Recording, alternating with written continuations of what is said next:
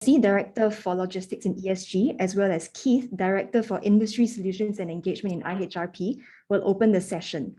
Jessie couldn't join us live and has recorded a short welcome message for everyone attending the session, which I'll play shortly. For those who have just joined, welcome once again.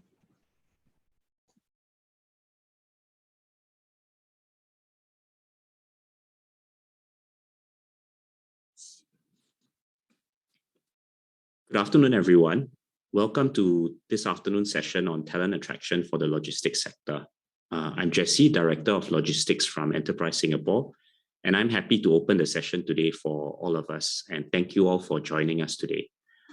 We are all here today because as leaders, we face the same challenges on how to hire people and how to keep them. Adding to our challenges, we have to deal with quite a few other headwinds that are facing our industry. The first one is the demographic challenges we are facing. A lot of us are dealing with an aging workforce. Secondly, a lot of us are facing near-term challenges from border closures, which affect the morale and availability of hiring employees from abroad. There's also a lot of great competition from other industries that are all competing for the best talent. Hence, we hope this session will be of great help for all of you to learn new practical ideas, resources, and share and learn some of the best practices and experience from other participants in the industry. This session will be the first of the Insight series we've put together for transport and logistics. We have curated a series of sessions that are centered around different topics, all with the goal of helping SMEs build capabilities and seize new growth opportunities. To end off, I'd also like to thank a lot of our partners for joining us today, especially from the Institute of Human Resource Professionals, E2I, SSG, as well as YCH and HighEnd Heavy Equipment. And I'd like to thank all of you for making time today to share your experiences with the industry. For now, I'd like to hand over to Keith from the IHRP, who will then continue to open the session, and I hope all of you will have a fruitful session today. Thank you. Hi, thank you, Jessie, for the opening. My name is Keith. I'm the Director for Industry Solutions and Engagement from IHRP. First of all, I think welcome to everybody for joining us this afternoon on the first of the Transport and Logistics series. Right. I'm personally very happy that all of you are here today to actually find out more how you can actually elevate your company's human capital practices and how you can particularly strengthen your talent management and attraction abilities. Today, we actually have a lineup of speakers, and what they will do is to actually illustrate the numerous opportunities for logistic companies to uplift your human capital practices, both at the organizational and individual level. There are many creative solutions in which companies can actually employ to help improve their talent management and attraction strategies. I think later on, some of our speakers will also be sharing the resources available for local SMEs to tap on. And both during this event and after this event, IHRP is also willing to share more resources and direct you in the right direction and how you can actually get this support. So I think some of you will know that through this whole pandemic, right, a lot has been said about talent attraction and talent retention, right? A lot of the research that we have recently done have actually shown that companies who have invested a lot in their human capital practices prior to the pandemic have actually emerged stronger from this whole situation.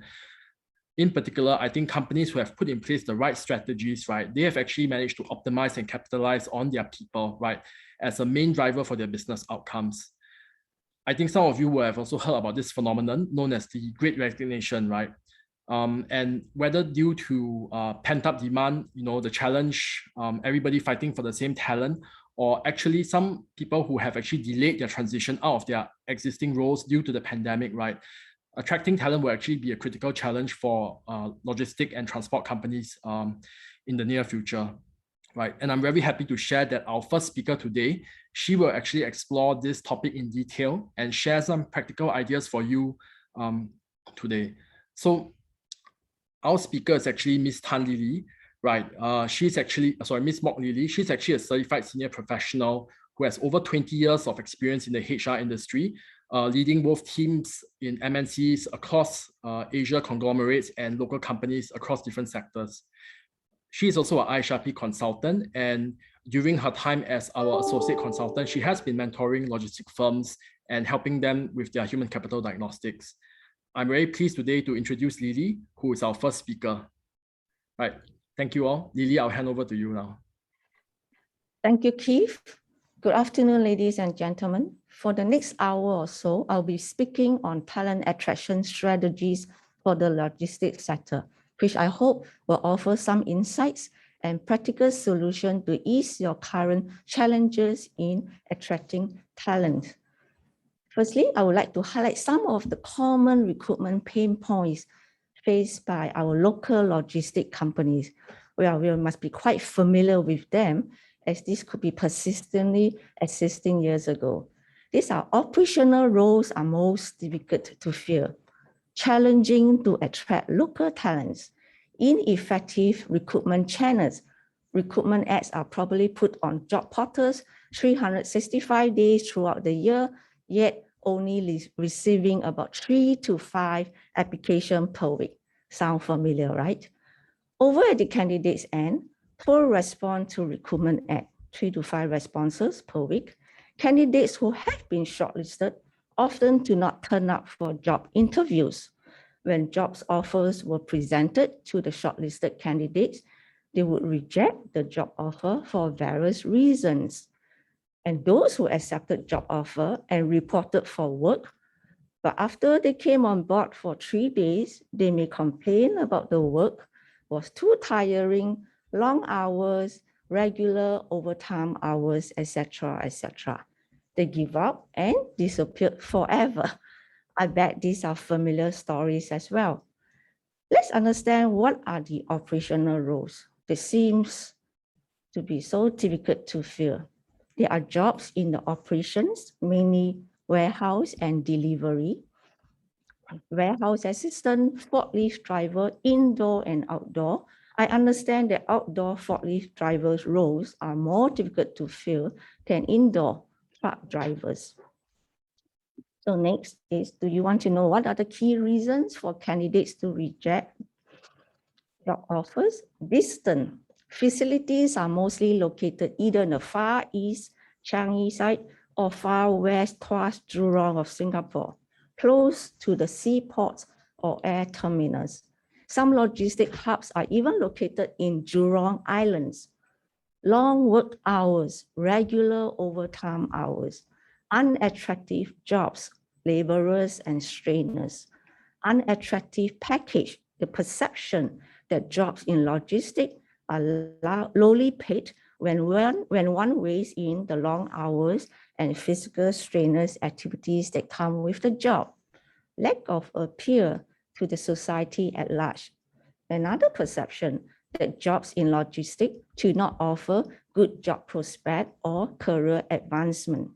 I must say that all these, except for the distance, can be solved with creative strategies and solutions through revamping some of your policies and practices, industry and employer branding, good job redesigning, as well as harnessing technology, which I will talk in greater details in subsequent slides. Although distance is a strategic decision driven by the business and industry needs, the company can mitigate this by probably providing shuttle bus to ferry workers to and from designated pickup points in the mornings and evening hours. I'm sure most of you are already doing this. However, this may not satisfy the employer and the workers' desire for more choices of meals and activities during the lunch break. So you may want to consider to extend shuttle bus services during office hour to bring workers to nearby malls, or remodel your staff canteen to be more interesting, like that of a mini mall with convenience stores, ATMs, and even some fast food outlet. Possible? Think about it. Logistics sector is a major employer. A recent quote from Manpower Minister Dr. Tan See Leng during the virtual signing ceremony of MOU between Yellow Ribbon and Singapore Logistics Association last month. Dr. Tan said, in 2019, way before COVID year, the logistics sector employed 86,000 workers and contributed 1.4% of Singapore GDP. the logistics sector is expected to grow as Singapore is positioning itself as a logistic hub amid COVID-19 pandemic. This means the logistic companies here are major employers and are slated to expand its operations, which translates to more hiring is expected. Now, let me show you what the current talent landscape looks like in the logistics sector in terms of demand and supply. For simplicity, we just focus on operational roles. Look at the bottom box highlighted. What employers are looking for? Mainly they're looking for male workers, local talent, male workers who are strong and can carry heavy loads. Young workers are liked for their energy. Mature workers are liked for their commitment and loyalty. Right box, on the top right green box, is the current workforce profile in local logistic company. 100% male workers. So you don't have any female workers in the operations. Local employees, 50%. Another 50% of the workforce are foreign workers. Age group, below 40, another 50%, and the remaining 50% of the force generally are workers 40s and above years old. So it looks like there's a good balance between local and foreign workers. Probably is needed to earn quotas, and between young and mature workers to attain a diversified workforce. Right on the top left box, give us the answer as to who are available in the labor market. Please understand and remember that the labor supply is shrinking due to low birth rate in the past 3 decades and an aging population, and this will not go away any sooner, nor easy to tackle. I urge you to be fully aware of the tight labor market that we are currently experiencing. So who do we have out there and who can we recruit to fill our operational role? Men and women within the eligible working age group, 20 to 60 years old. Undergrads who can come on board under internship program, students who can come on board under exchange programs, and many other schemes. Mature worker, persons with slight disability, WDD, PWDs, ex-offenders, we'll talk about a bit more in subsequent slides, passive job seekers, active job seekers, foreign workers, freelancer, and gig workers. We had talked about the demand and supply.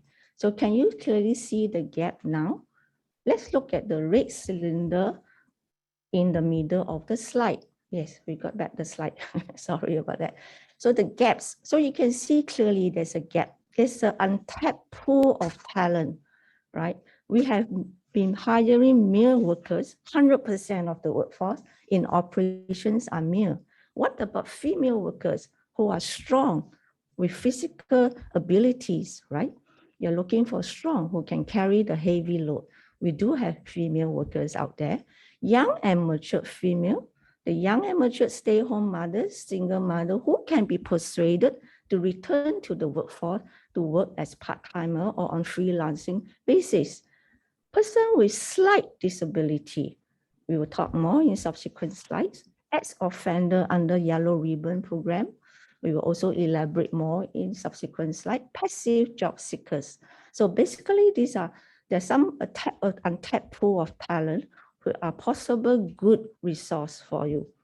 So far so good, all right? I would like to spend some time to elaborate on each of the untapped talent source in the subsequent slides. Women in logistics. Women working in the logistics sectors are quite common in other parts of the world, but not at all in Singapore. Have you asked why not? I have.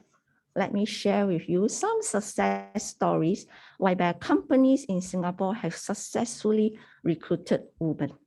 Success story 1, Grab. Statistics have shown between January 2017 to January 2018, a huge jump in female Grab drivers were being recruited in major Southeast Asia countries. In Singapore, an increase of over 130% female drivers in January 2018 compared to a year before. Mind you, this statistic was pre-COVID year. How does Grab do it? Grab identified and understood every pain points, challenges, and concern faced by the female potential employees, and the work on removing all hiring barriers, providing a robust support system, harness on technology to ensure every ride is a safe ride. GPS is used to help the female drivers to navigate. Debit or credit card payment only for all rides and are prepaid before the ride commences. No cash transaction at all to eliminate any concern about robberies. All these provide a safe work environment for women drivers. Work-life balance is introduced with flexi work hours arrangement so that the female drivers can manage work and family commitments. So Grab is a success story that successfully hire female drivers, even the Grab food riders, where more and more female riders joining the Grab organization. All right. Success story 2, which may be closer to logistic in a way, is the public transport company, SBS Transit. It is very common to see female bus drivers in our public transportation sector nowadays, compared to say 20 years ago, right? What SBS did? Firstly, SBS promoted a new image of the job, rebranded the bus driver role. All the buses are air conditioned and upgraded to new buses. We hardly see any old buses on the road now. The drivers now wear long sleeve shirt or blouse to drive a bus. The work environment on the bus is quite equivalent to that of an air-conditioned office. Thus, the job is now deemed to be more sophisticated. The job titles of drivers has been redesignated as bus captain, which is a very expressive term indicating the job holder is fully in charge of the bus when she is driving it. Do you think you can do similarly for your warehouse assistant and forklift driver? Right. Secondly, SBS Transit carry out a landmark job redesigning. So how do they do it? Job enlargement. By enlarging the job, the company can provide a better and more attractive package to the drivers. They used to have a bus driver and a bus conductor to man the bus previously, but now the job of the driver has been enlarged. 2 jobs managed by 1 job holder with the help of technology and smarter machine. Ticketing machine. By tapping your debit or credit cards or even your smartphone, you pay for every bus ride without needing to issue a ticket. It's cashless and paperless. Bus captain take on the roles to clean the bus at the end of the day. In addition, the bus captain also assists all passengers on wheelchair to board and alight the bus. So bus captain handles all inquiries from passenger, including lost and found items. So with the additional roles and responsibility, the bus operator is able to provide a more attractive remuneration package in terms of higher basic salary and better benefits. Thirdly, to further entice the female passive job seekers to join the bus company as a driver, they introduced part-time scheme like a 5-hour shift instead of the usual 8 or 12-hour shift. Support system is also provided to cater to the needs of the female bus captain, like having dedicated female toilets in all bus interchanges and depots. Childcare centers are located to these bus interchanges as well. All right, next slide. This is a very interesting slide. I just want to show you that in industry that are traditionally dominated by female workers like that of preschool, they have begun to recruit male teachers due to the talent crunch like what you are facing in your sector now. Over here, we are encouraging you to consider recruiting women. I want to assure you that it is possible to do so by showing you the unthinkable is happening. More and more male preschool teachers teaching and caring for toddlers and infants in a public environment. More and more nurses in hospitals, right? Male nurses. So men are wanted now as early childhood educators. So why not women in logistics? Another good source of resources for you is person with disability, PWD for short. Have you considered recruiting PWDs to fill operational role, office support role, customer service role, data entry roles? Be an inclusive employer by inviting and embracing PWDs to your organization. Think again, PWDs is a good source of labor. If you are still not convinced, let's see some of the success story when companies from different sectors have successfully recruited PWDs. Success story 3, Grab Rides. Again, Grab started recruit its first blind employees in February 2017. Since then, more disabled people are hired across the region. Grab Food has over 20 disabled food delivery partners now. How can it be possible? By job redesigning, by changing work processes and arrangement, by deploying special work tools and equipment. Disabled riders are only assigned jobs at wheelchair-friendly location, and short-distance delivery jobs are prioritized for them. The Grab app will also indicate they have physical disabled food riders so that both merchants and customers are aware beforehand, so expectations are managed and additional assistance may be extended if needed. Grab also partner with electronic wheelchair manufacturers so that their physical disabled employees can get these wheelchairs and batteries at lower price. Another example from another sector is KKH. The hospital has recruited 5 physically disabled employees in 2017. They believe physical disability do not hinder an employee job prospect. KKH provide training to the disabled employees and modified workspace to accommodate the needs of the employees with physical disability.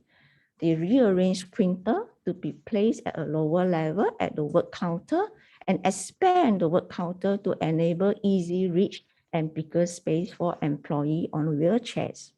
Disabled employees in KKH are treated with equal career prospect and advancement like all other employees in the hospital.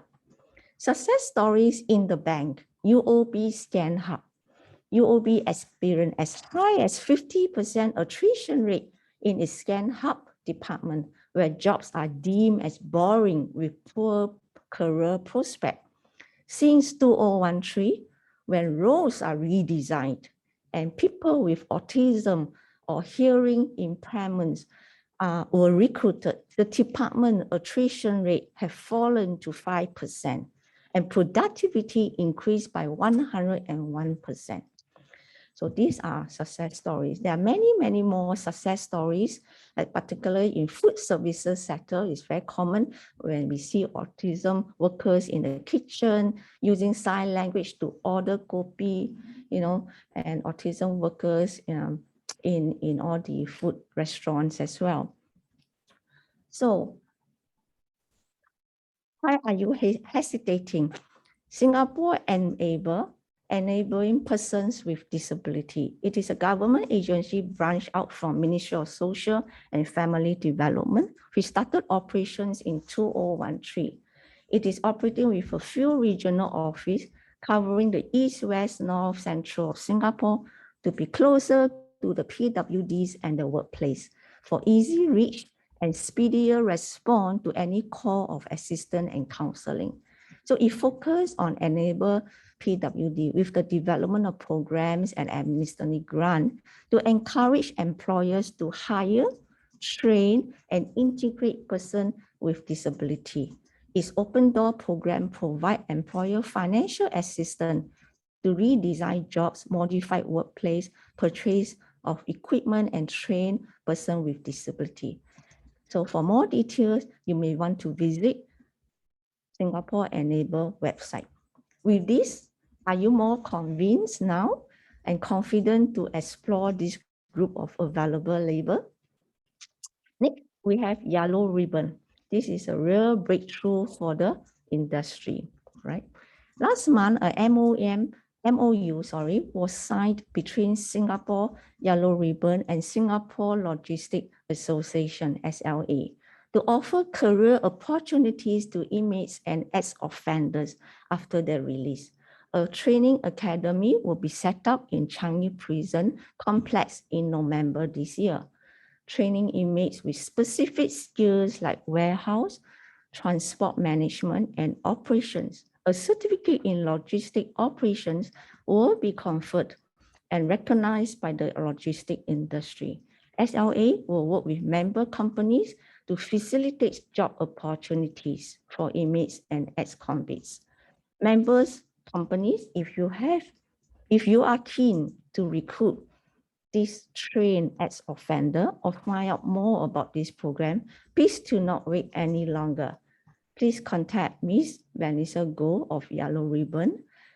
All right, her email address is shown on the slide here.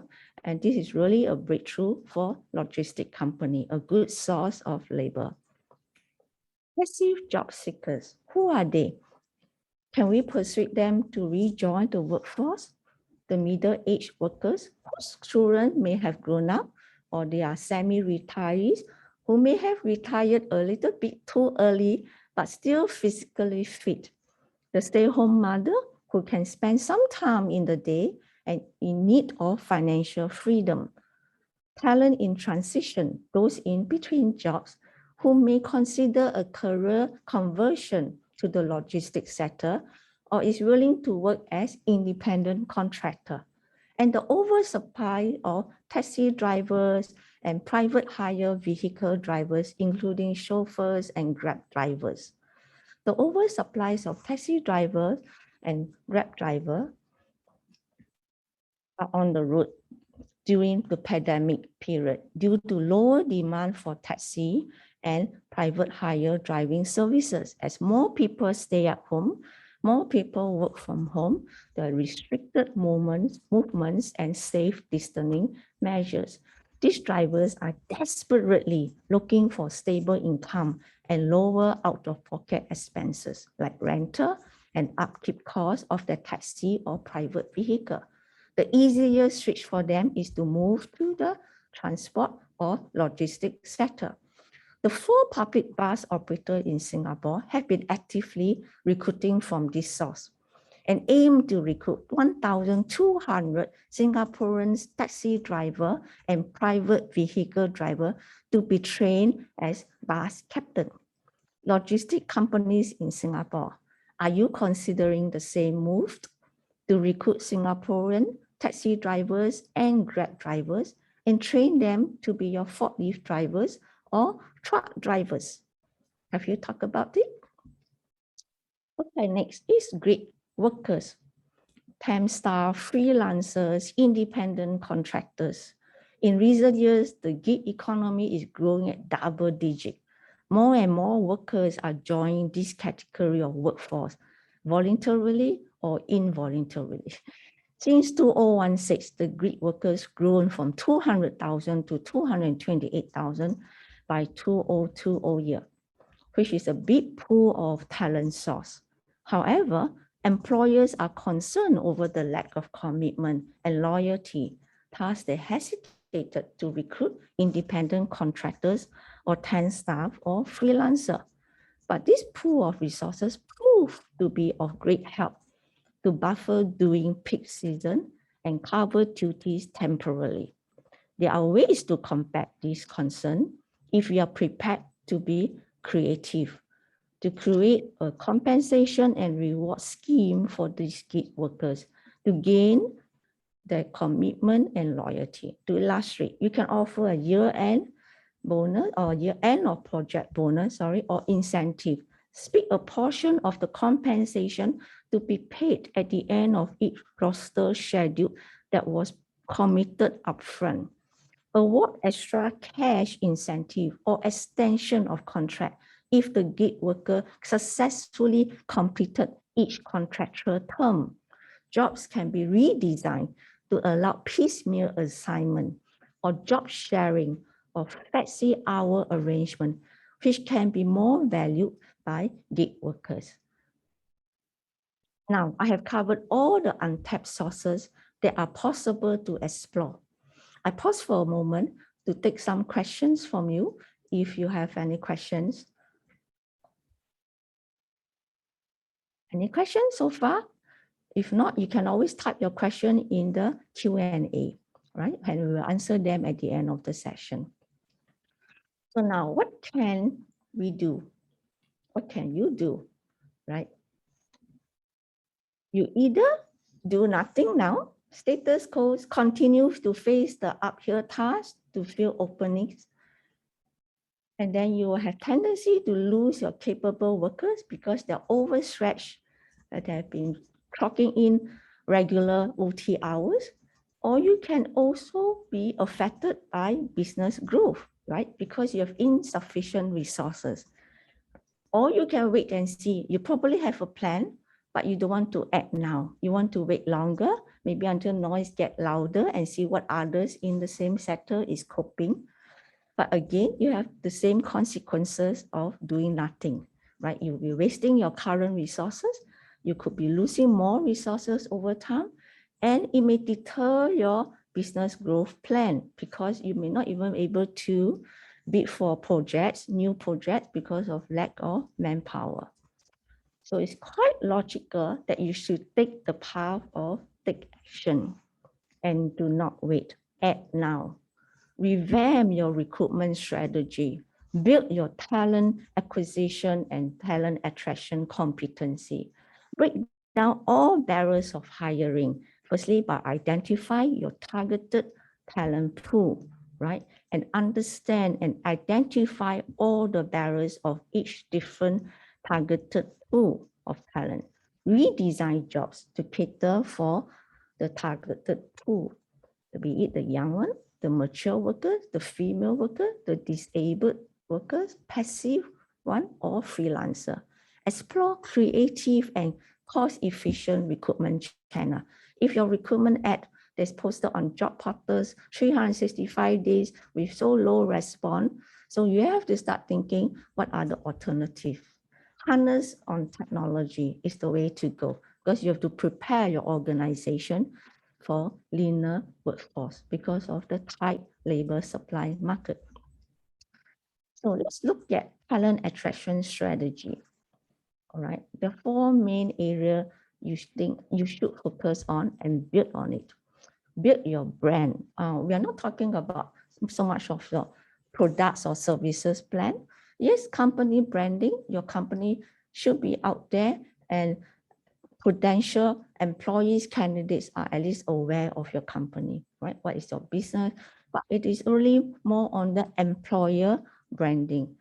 How do you stand up from the other employers, not just your competitors in the same sector, but also other employers in other sector? Because basically every organization could be fighting for the same talent pool, particularly the new skills, specific skill sets, right? That every organization are looking for. And then you have to have unique branding messages to tell the candidates that you're different, how good you are as an employer. You are the employer of choice. So there must be consistent branding messaging to both active and passive candidates. Use employee testimonial, right? Use ambassador.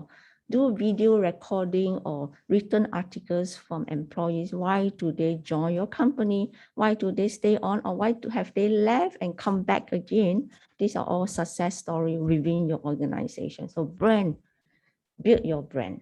Effective recruitment ad. If the ongoing posting in job portal is not working so fine, then you must explore what are the other effective media, right? It could be very different recruitment channel for different targeted audience, right? Referral scheme, I understand, is very effective for logistics sector, word of mouth referral, right?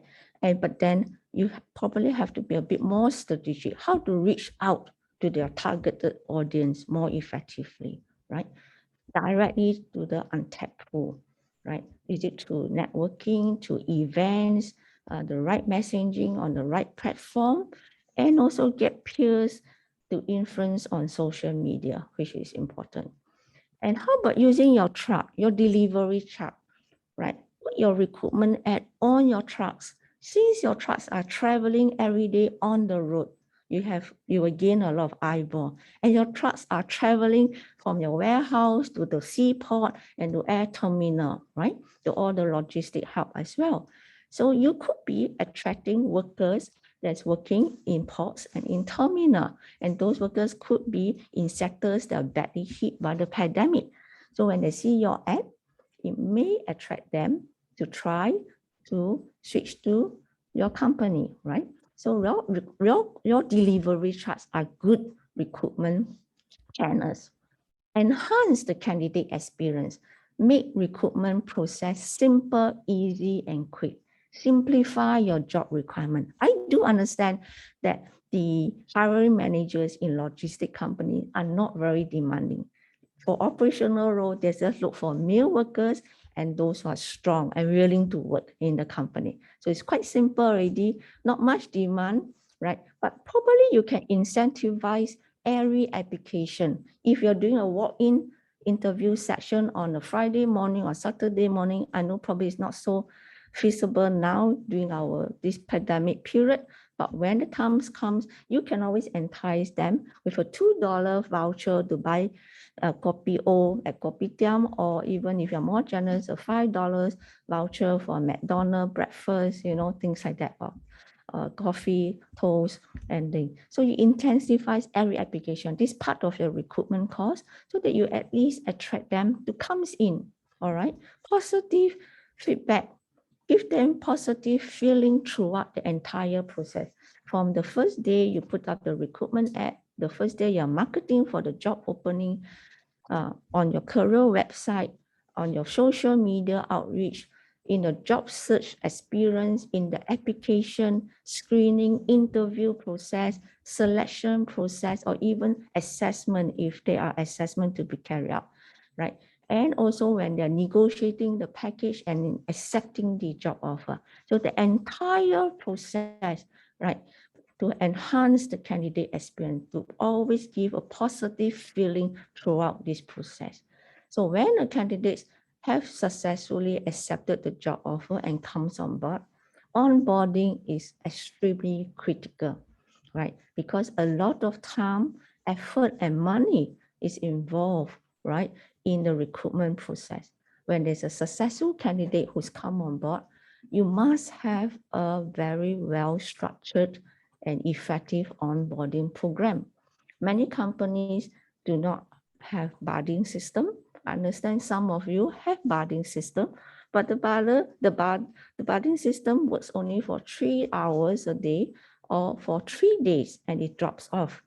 But then it is important for the new hire to have a buddy to be attached to, at least he know who is as a buddy and the contact of the buddy, and he can know how to reach out to the buddy to help him or her to immerse into the organization, and also to help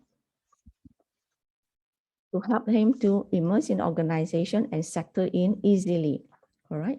And throughout the applicant decision process, awareness stage, consideration stage, and decision stage, it is important that we nurture the applicant decision process. At the awareness stage is the time when he or she is made aware of the job opening, right? And at the consideration stage is when he or she is considering to submit his application. So your company website, your recruitment ad has to have clarity on the scope of the job. Where is the workplace? What is the job encompass, and the roles and responsibility of the job? And at the decision stage is when doing the process of selection, negotiation, and acceptance. So all these stages are important, right, to give the candidate a positive experience. Okay, the next few slides, I will touch on some practical action plans and tips. Basically, I've covered some of them in the previous slides under the strategy, but nevertheless, which on branding, we will define your brand. What it means is, as I said, you have to be unique. You want to stand out as a good choice employer, right, from the rest in the industry, or even if from others in other industry, because we are all competing for the same pool of talent. So this we talk about having established statements with your brand. Employee value proposition is a set of promises you can promise to employees and candidates who come on board to work in your organization, right? The right message have to be right. Storytelling videos or articles, whether it's in printed ad or infographic that you think is more effective. So different target audience, you may want to craft a different message, right? To attract them to respond to your recruitment drive. Talent sources, we have talked a lot about it, the untapped sources. Of course, there's always still the active job seekers out there that you can approach them, but there are many untapped sources like the men, the woman, or the PWDs, passive job seekers, gig workers, ex-offenders now is under the Yellow Ribbon program. Outreach is important. You have to be a bit more strategic to go directly to reach to the targeted pool, right? Not just a general recruitment, the same message, one size fits all, and put on a job portal and do not pull it down. So if that does not work, it's not so effective, you have to change your strategy, right? You need to think how to reach your target audience. Is it that you're targeting the women now, or is it that you're targeting the gig workers, or is it the passive job seekers? So you go out directly to them, how to reach to them, how to get them to listen to you, right? So your delivery trucks I've mentioned, I think is a very, very useful and effective recruitment channel and to outreach to workers that in the ports and terminals. And then social medias, right? Of course, whether you are young workers or you're in the middle age, everybody is on social media platform now. So Facebook is proved to be very popular and effective in recruitment in certain position. Probably people are using also TikTok, blogs, group chats on WhatsApps and Telegram to reach out to a wider audience, especially for referral and for part-timers. Okay, people have resources in terms of group chats. Hundreds of candidates are in that group chats. Wherever there's part-time assignments, urgent assignment, they can reach out. Referral scheme is proven to be very effective for logistic companies. So incentivize employees who refer candidates successfully. If that is working now, keep it, but probably you may want to enhance it as well. Next, please. Removing all hiring barriers. I have spent quite some time talking about it when I was showing you the success stories, right? So understand and identify first. What are the barriers that's preventing your targeted candidates from taking up the jobs, right? Remember in the earlier slides on some key reasons for rejecting job offers, right? So you have to examine each of it and how can you overcome those barriers? How can you bring down those barriers, right? Logistic jobs is deemed to be fiscally strenuous. So must it still be like this? Maybe not. If you invest in technology, you redesign the job, maybe you introduce smarter tools or you don't need the man or woman working in logistics to be physically carrying the load, right? If the load is so heavy, is there alternative? Can the forklift be upgraded to handle higher load, or could it be that there is you can install conveying belt in a warehouse that you don't need workers to be lifting the cartons, the heavy crates from one point to another, right? So all these can be simplified, right, through technology and through work process redesigning, right? So is it support system that's needed, right? So first, identify your targeted candidates. Second, identify the barriers and understand what are preventing them for accepting the job offers, right? Or for returning to work or to join your company or join the industry. And then you come up with solution. Technology has mentioned just now. It is the way to go, right? It's not to say you have to fully automate your work processes, but at least you have to examine your work processes, your business processes, from the time the order is received to the delivery point, the entire value chain, the processor. What can be simplified or what can be improvised with better, smarter work tools and equipment, right? And to improve productivities. For instance, some logistic companies are already using iPad device for their truck drivers, right?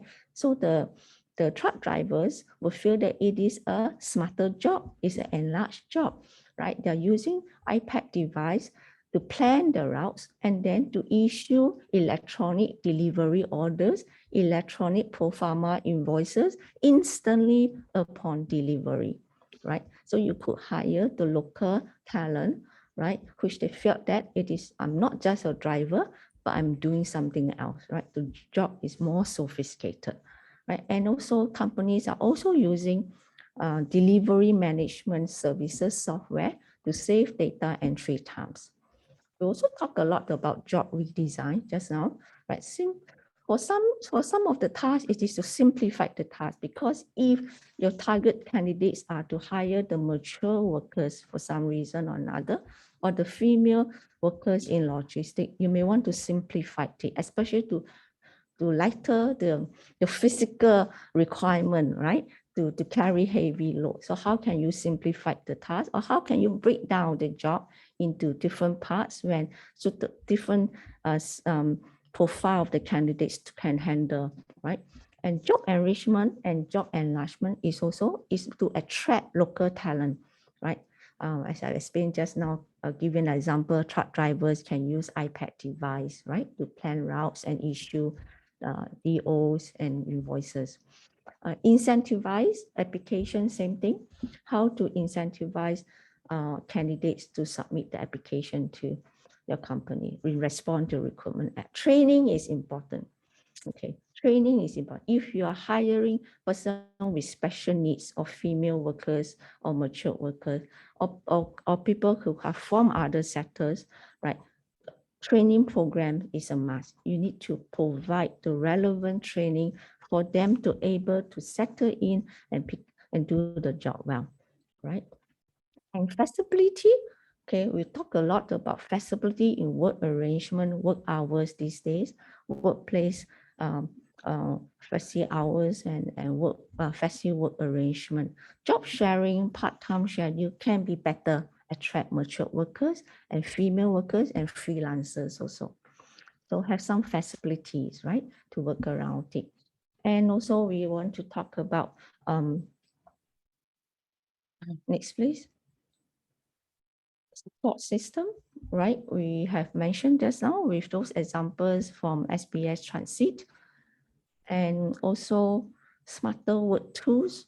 Physically strenuous activities can be minimized with smarter equipment and work tools, right? As I say, forklift can be modified and upgraded to handle heavier loads. Conveyor belts can be considered, right, to be in the warehouse, right, to carry cartons and crates from one point to another point. Com and band is also important, right? It does not necessarily mean that you have to increase your cost because you have to attract local talent. You just have to be a bit more creative in your benefits and rewards program to attract local talents, right? As I have given an example earlier, but you can have a portion of the compensation be paid progressively or paid at every milestone in completion of the schedule, or also at the end of the year or end of the project, bonus, or sometimes it's upfront payment, a sign-on bonus to attract local talent. But then, of course, there must be some KPIs or targets to achieve, right, at the end of the day. Job enlargement is one way. You enlarge the job, right, so that you can offer a better package, right? Instead of 2% to do the job, maybe you can go through job enlargement and job redesigning project. Instead of 2, maybe it's 1.5 or 1% to do the same job or to produce the same output. So therefore, you can then maybe back in a better position to offer a more attractive package to the candidate, right? Performance-driven variable is always important, right? Your reward should be tied to performance, right? Besides other targets, right? Output targets, but performance-driven variable help you to spin off to a performance driven organization, right? It should be a key component in your total compensation package. Mindset change is important as well. If you are preparing your organization, right, to be an inclusive employer, that means you're ready, you're convinced now, right, to tap on the talent pool, employing women in logistics or employing person with slight disability in logistics, then you have to prepare your organization and your team to embrace an inclusive and diversified workforce, right? You have to prepare them, right? And then educational programs and training to your employees may be necessary to drive out stereotype, so that when this new source of talent comes in, the women or the person with disability or the ex-offenders, right, then they are being welcomed by your employees. They can settle in easier and they can immerse into your organization easier. Then you make your program successful, right? Next, please. Okay. So again, I always ask this question, why hesitate? Why are you still not tapping on the untapped pool of talent, right? Obviously there's a gap there, right? Funding supports are available to employers. There are many different schemes, right, from government agencies, and these are extracted from government agency portal. Is correct at the time of publication. There are grants given for job redesign projects, for grants given for business transformation, grant given for investment in technologies, work-life grants also if you are adopting, flexi work arrangement, job sharing, and also a lot of training allowances are given, senior worker support package, and many. I will not elaborate so much on this because our next speakers will be talking a lot more about this support. Okay, my last few slides will be support from Institute of HR Professional, IHRP. So what would you get support? We have this SME support package, which was created for eligible SME, right, during the COVID year, but we wanted to support businesses to be at the forefront of recovery from COVID-19. At the company level, we offer complementary diagnostic of the HR capability in the organization. So we help them to identify strengths and areas for development. And we also offer IHRP corporate partner program for companies. At the individual levels, all right, we offer curated training program, particularly focusing on HR competency to upskill HR professionals. And we also offer certification to HR practitioner in Singapore to be certified as a HR professional. And if they are certified, they have access to resources through our community of HR practitioners. So access to many resources, toolkits, templates, and support. And we also offer our unique IHRP mentorship. It is a 3-month program where we mentor your HR staff and we co-develop and redefine key HR processes right? Again, to support businesses to adapt to the new norms post-COVID-19. If you are interested, more details are available. Please contact hcdiagnostic@ihrp.sg. I just want to talk a little bit about the HR mentorship program. Right, this is offered to eligible SME, right, over 3 months, and each month we focus on one module.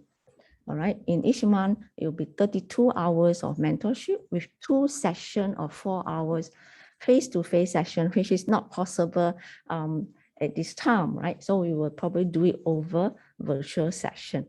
So we cover the HR management, we cover learning and development, as well as job redesign, where we will mentor your HR team, and we will also co-develop with your HR staff to work on framework, like for instance, job competency framework, documentation, co-develop learning needs analysis, learning needs L&D action plan for individual IDPs and so forth. With this, I end my slides. And any questions? Any question coming in?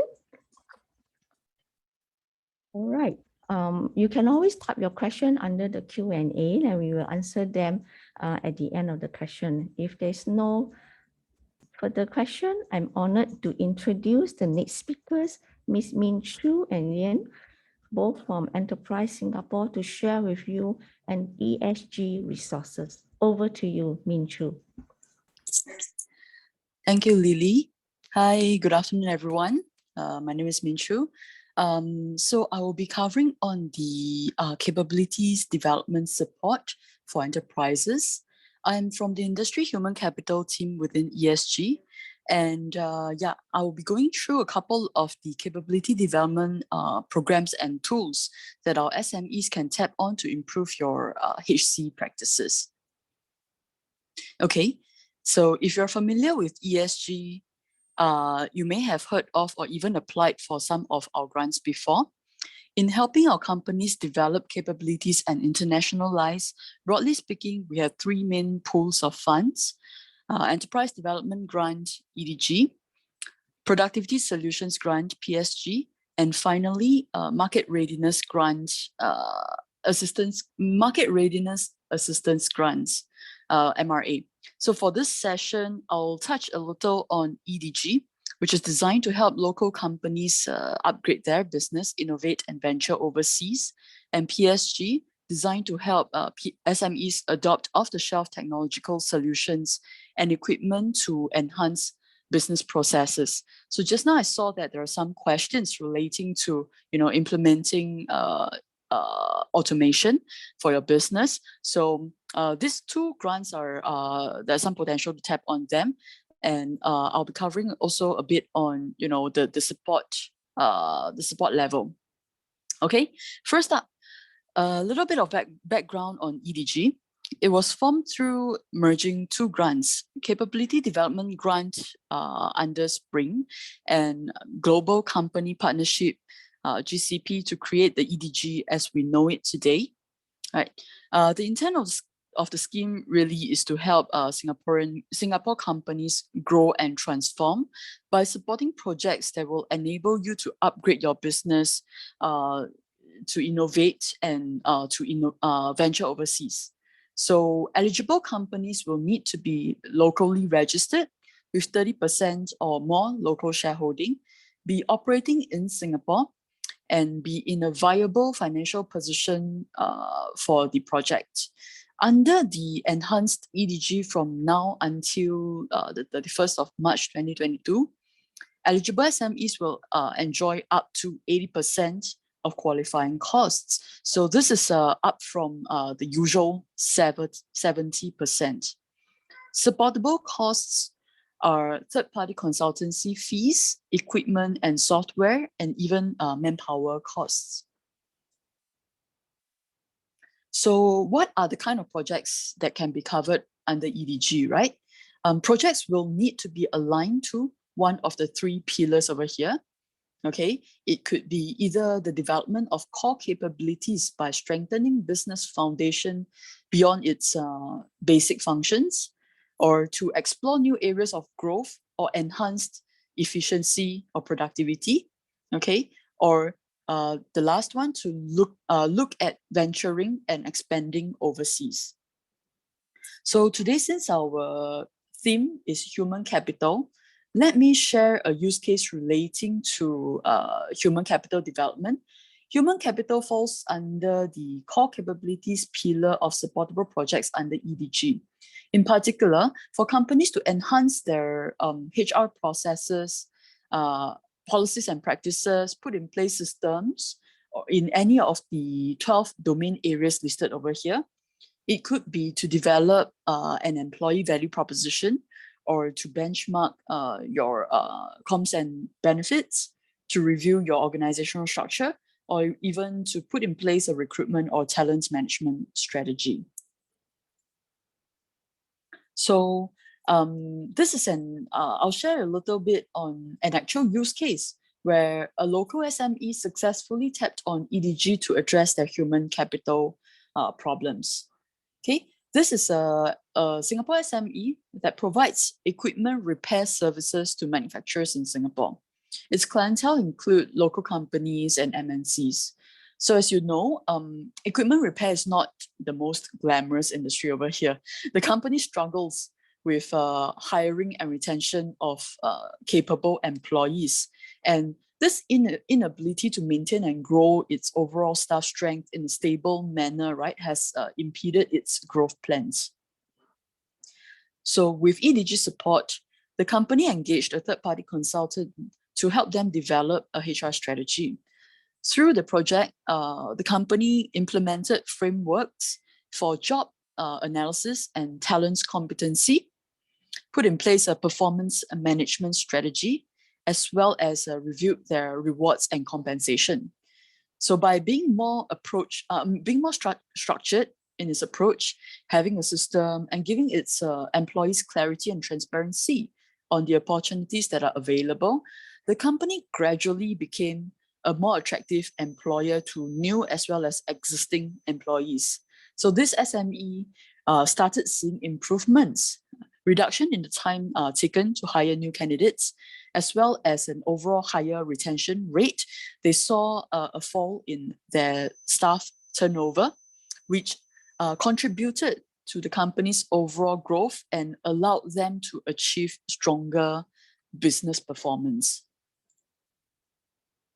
So after hearing an example of how you can tap on EDG to build your human capital capabilities, I will now share a little on another of ESG's program, Productivity Solutions Grant, more commonly known as PSG.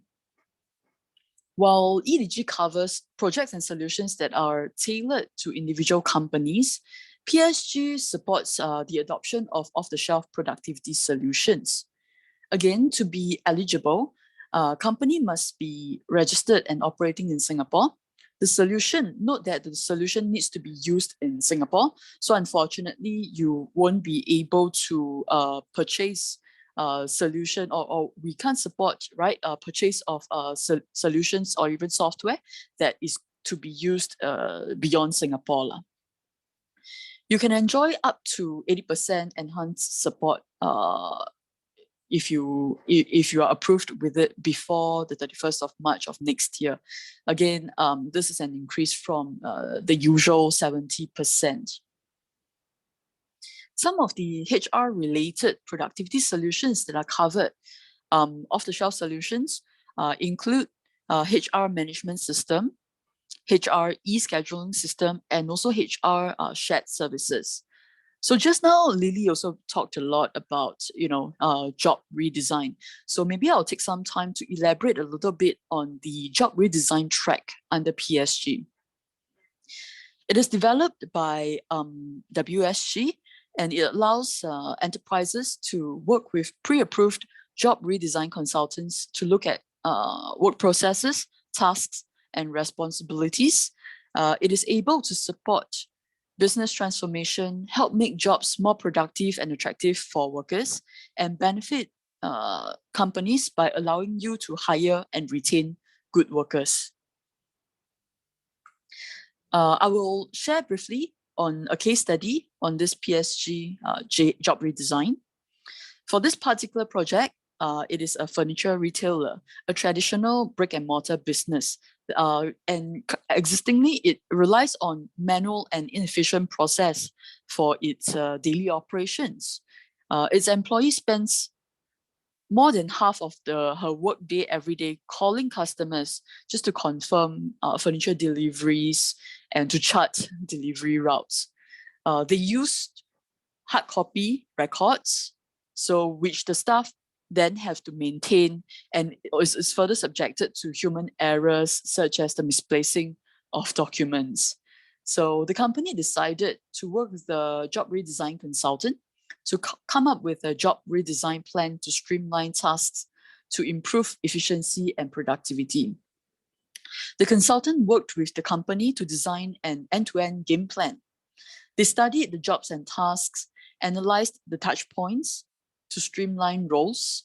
They provided recommendations to processors, suggested suitable technological solutions, and identified the upskilling needs of its employees. They then guided the company to carry out work trials to measure the impact of the project. So at the end of the half-a-year project, the company successfully eliminated hard copy documentation by reconfiguring its existing SAP system and adopting soft copy forms. They saw a 86% reduction in time spent on manual calls by adopting SMS system to prompt customers to confirm deliveries instead of having to have the employee to call one by one. So these days, this means are very common, right? There are more and more low-cost platforms such as WhatsApp Business, Telegram, Chatbox,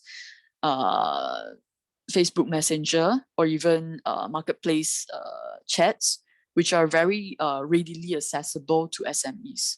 So at the end of the day, the employees could then focus on higher value tasks such as building customer relationships, performing service recovery, which contributed to increased sales and revenue for the company. And with this, enhancement, allowing workers to take on higher value jobs, allow them to be more productive, bring in more money for the company, and the company can, as a result, increase the pay package of the employee. So this is my quick sharing on some of the ways that companies can consider, right, to enhance your capabilities, especially with respect to human capital. I've come to the end of my sharing. If you are interested in any of these schemes, you will be able to find more information on the Business Grants portal. Okay, so besides the Business Grants portal, there are also a few alternative channels listed here, such as the SME portal, or you can also approach one of the SME centers. So hope you have found this quick sharing useful. For the next segment, I will hand my time over to my colleague Lian, who is touching on the leadership development opportunities available for our SMEs. Lian, please. Thanks, Min Chu. Good afternoon, everyone. My name is Lian, and I'm from the Enterprise Leadership Team. Our sister team in our Scale Up division also looks after the Scale Up SG program, which some of you might have heard. But today, the focus is going to be on the Enterprise Leadership for Transformation program, which was actually shared in the first budget announcement in 2020 by Minister Heng Swee Keat. So a little bit about the ELT program. The ELT is really a one-year journey that supports promising SME leaders. If you see in this next slide, it really focuses on building sort of growth and transformation in the company. And our ideal is really to help companies pivot and see how to go to the next growth bound. We hope to actually, within this 1-year program journey, touch on 3 core aspects or 3 different types of interventions. The first one being executive learning modules. And these are done in a very intentional, modular, practical fashion. And the idea of this is really to help you build some new ideas and capacities in the area of business fundamentals. There's also peer support that is within these sessions to really challenge some of the ideas that you have. The second area that we touch on in the ELT program is what we consider business coaching, where there will be business coaches or advisors that will come in and actually help work with you on a business growth plan. This business growth plan is a tangible output that you get to take out of this program, and it really allows the business leader to sit down and rethink some of the strategies and how they want to move forward, especially in the next 1 year up to the next 3 to 5 years. The idea here is to get business coaches to not be consultants, but to really challenge some of your thinking and some of the practices that you have. The third part of this is really in this industry exposure, and we do this through multiple ways by involving experts to come in and share within the program, and also an immersion set of modules that we will also introduce. The ELT itself is administered by a network of our partners, primarily institutes of higher learning.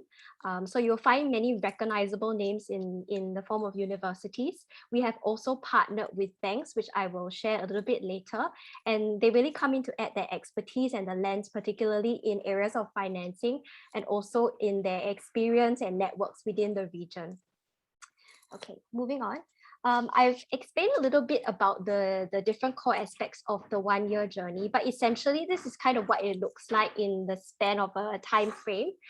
So we expect you to cover about 4 to 6 months worth of executive learning modules, and these typically happen in class and face-to-face. Again, depending on the strengths and the modality as offered by our different program managers, they can differ from half-day sessions quite consistently to an average of about 2 sessions a month, 2 days a month. And then what happens after that, or in tangent, is really the coaching sessions that will happen. And these are 1-to-1 sessions of about 40 hours. So this is really catered to the different timings and the schedules of the different business leaders. And then, of course, undergirding all of this is really the multiple perspectives that I previously shared. You will see here that we have a 1-week overseas market immersion trip. I would like to caveat that this is really depending on the availability to travel. As you know, we actually developed this program before COVID, so we are now making some alternative plans should travel not be able to take place. Yeah. Okay, moving along. So what are we actually looking for in our ELT participants? The process actually to gain entry into the program is a little bit stringent. We look at it from 2 fronts. Firstly, the participant, and secondly, the company. At the company level, really, we are looking at the 30% local shareholding, which is consistent with some of the financial grants that Min Chu has already shared earlier. We are looking for Singaporean or PR. FOS stands for founder, owner, or successor. We see a real importance to have the core decision maker join the program because they should be the ones who are able to determine, what they want to put forward and where they want the business to grow. In saying that, I will quickly also add that as part of the ELT, each company is allowed to bring 1 additional participant with them.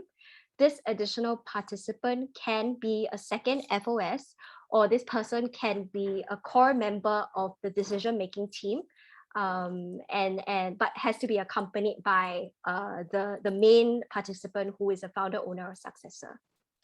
Next, we are also looking at, previous slide.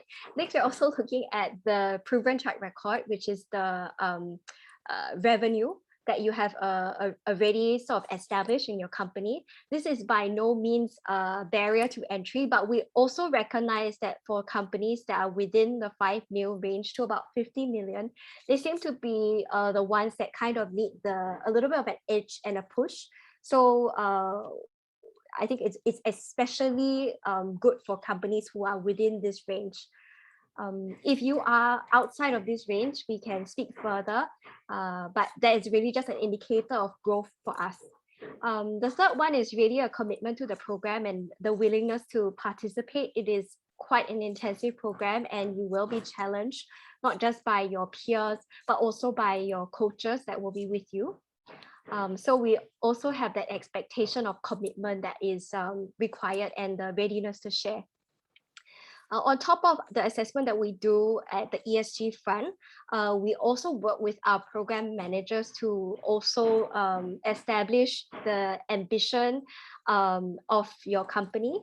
We also want to find out a little bit more about you as an owner as well. What are you thinking of in terms of your growth trajectory? What are your plans in terms of internationalization over the next 3 to 5 years? Are you sort of thinking about pivoting to new markets, for example? Yeah. Okay, and so we will have quite a rigorous process of assessment. On this slide, it's really to show you some of the partners that we have. At the moment, we have 4 IHLs or program managers that are helping us run the ELT program. NUS, SMU, SUSS, and NTU, which is our new partner that we have onboarded.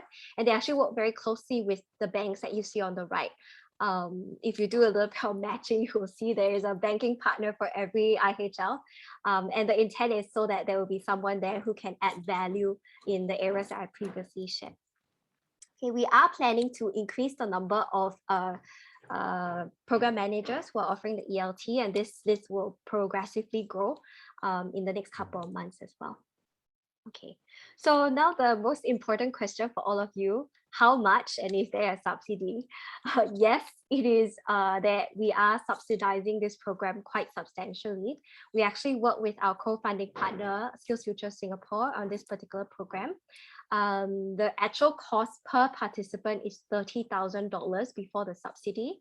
But you will get up to 90% funding through SSG's subsidies, or even through the ETSS scheme, the Enhanced Training Support. In addition to that, this program is also whitelisted under the SkillsFuture Enterprise Credit. So there are extra subsidies if you qualify. For the exact criteria for these various pockets, you can refer to the SSG website, or if you need further clarity, I'm happy to take questions after this. Okay. Which leads me to the call to action. I know that I have 2 participants in this group. I hope they're still here, that are already ELT participants. Actually, I don't want to name names, but I saw 2 of them. To apply, we have ongoing applications that we accept and we continue to collect. To find out more about the program, you can visit our ELT website on the ESG non-financial assistance page. If you scan that first QR code, it will lead you there. On that website, we'll give you more information about the program, as well as links to the different schools. They are also offering ongoing information sessions, and you will do well to actually find out more about what the individual school can do for you. If you are really very supercharged and enthused at the end of this presentation to apply, please scan the QR code on the right, and that will bring you to our application portal as well.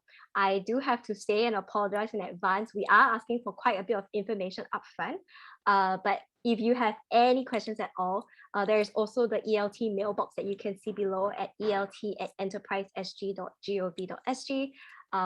My team and I are manning this website, this particular link. So please feel free to let us know. Yeah, so this is one of the leadership development and sort of like whole enterprise growth programs that we wanted to share today. If there are no questions, we can wait till the end. But without further ado, I would like to pass this time to my colleague Han Lee. So she will actually be moderating the next virtual fireside session, and really to share the journey of some of our companies on being able to really chart their human capital maturity and also strengthen their talent practices. So over to you, Han Lee.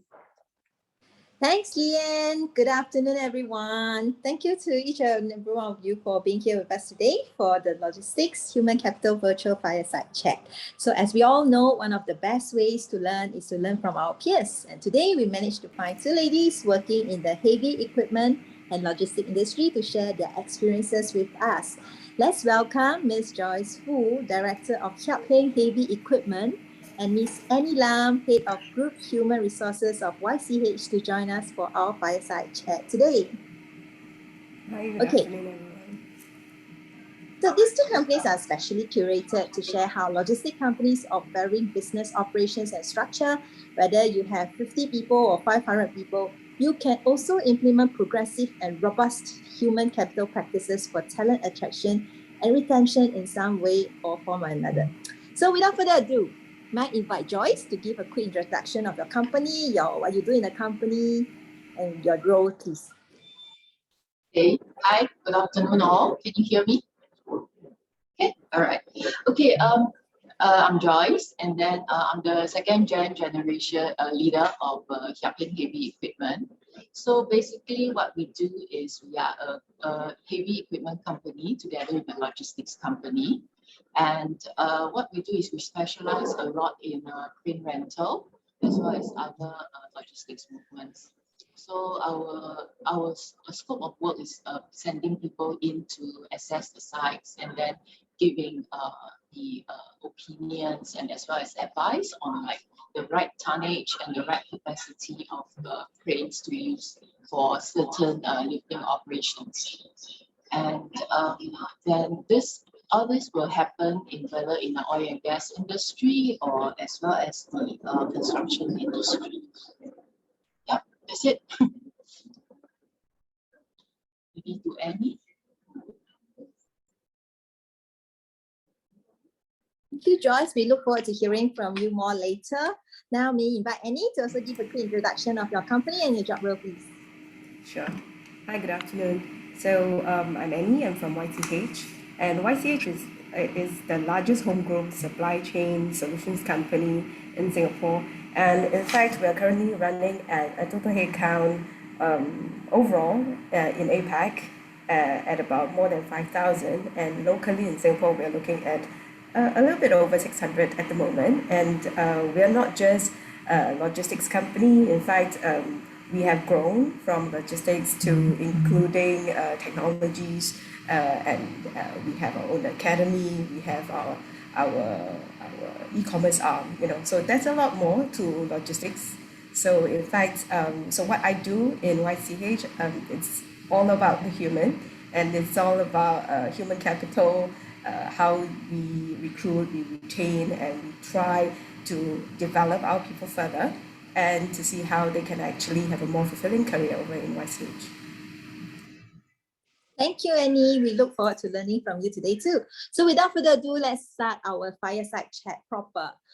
Actually, most of the time when I ask companies what is their greatest human capital challenge, 9 out of 10 times, they always tell me is talent attraction. So perhaps maybe we start with that topic first. Joyce, could you please share with us some key direction initiatives that is undertaken by HighEnd in talent attraction, particularly what worked and what didn't work so well for your company? Okay, so actually what we did the first round was to use a lot of internship, because we were introduced to this program called Global Ready Talent. And then first time we joined was because there was funding available. I mean, not that it's stopped now, it still have. So being an SME course is always on top of my mind. So actually with funding, it actually pushes us to try the interns.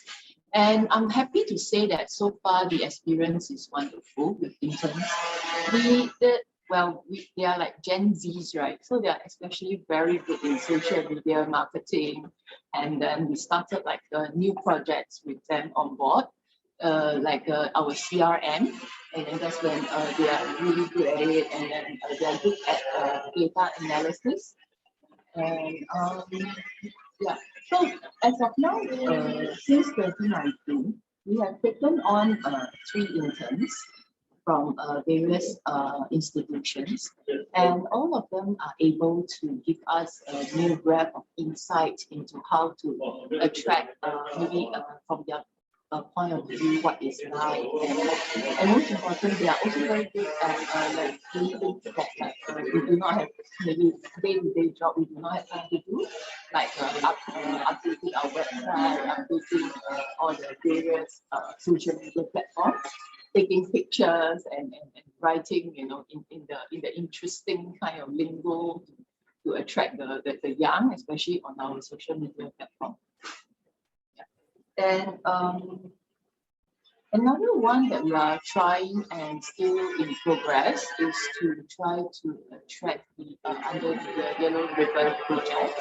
So we're trying to employ some ex-offenders, if possible, to help us plug some of our workforce shortage.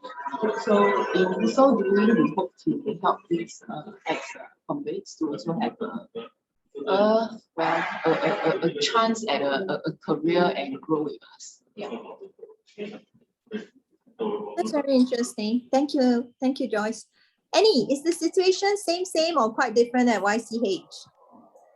Well, I think attraction of talents into logistics has traditionally been difficult. I think, you know, earlier I was listening to Lily. Lily was sharing that, you know, logistics isn't a very glamorous industry where people would want to come, you know. I would like to work in the logistics industry, you know, for a start, if we are talking about students who are graduating, actually.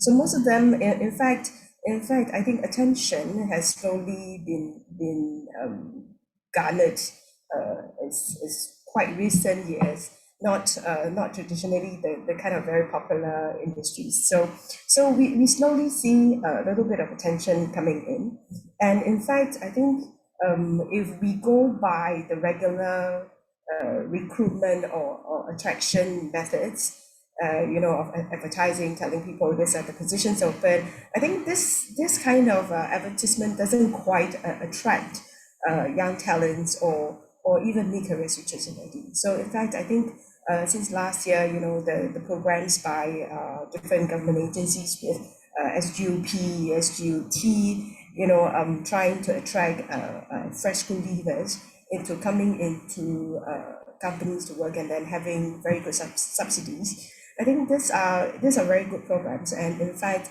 from the SG United traineeships, we managed to actually retain about a little bit over 50% of the total hiring that we have, and we're very happy because you know, after that period of between 6 to 9 months, these trainees actually, you know, they managed to retain their learning, and they managed to stay with us. And with them, in fact, to us, you know, that 9 months of learning would have been a lot of inputs from the trainers, from the managers, and we would hope to retain these talents.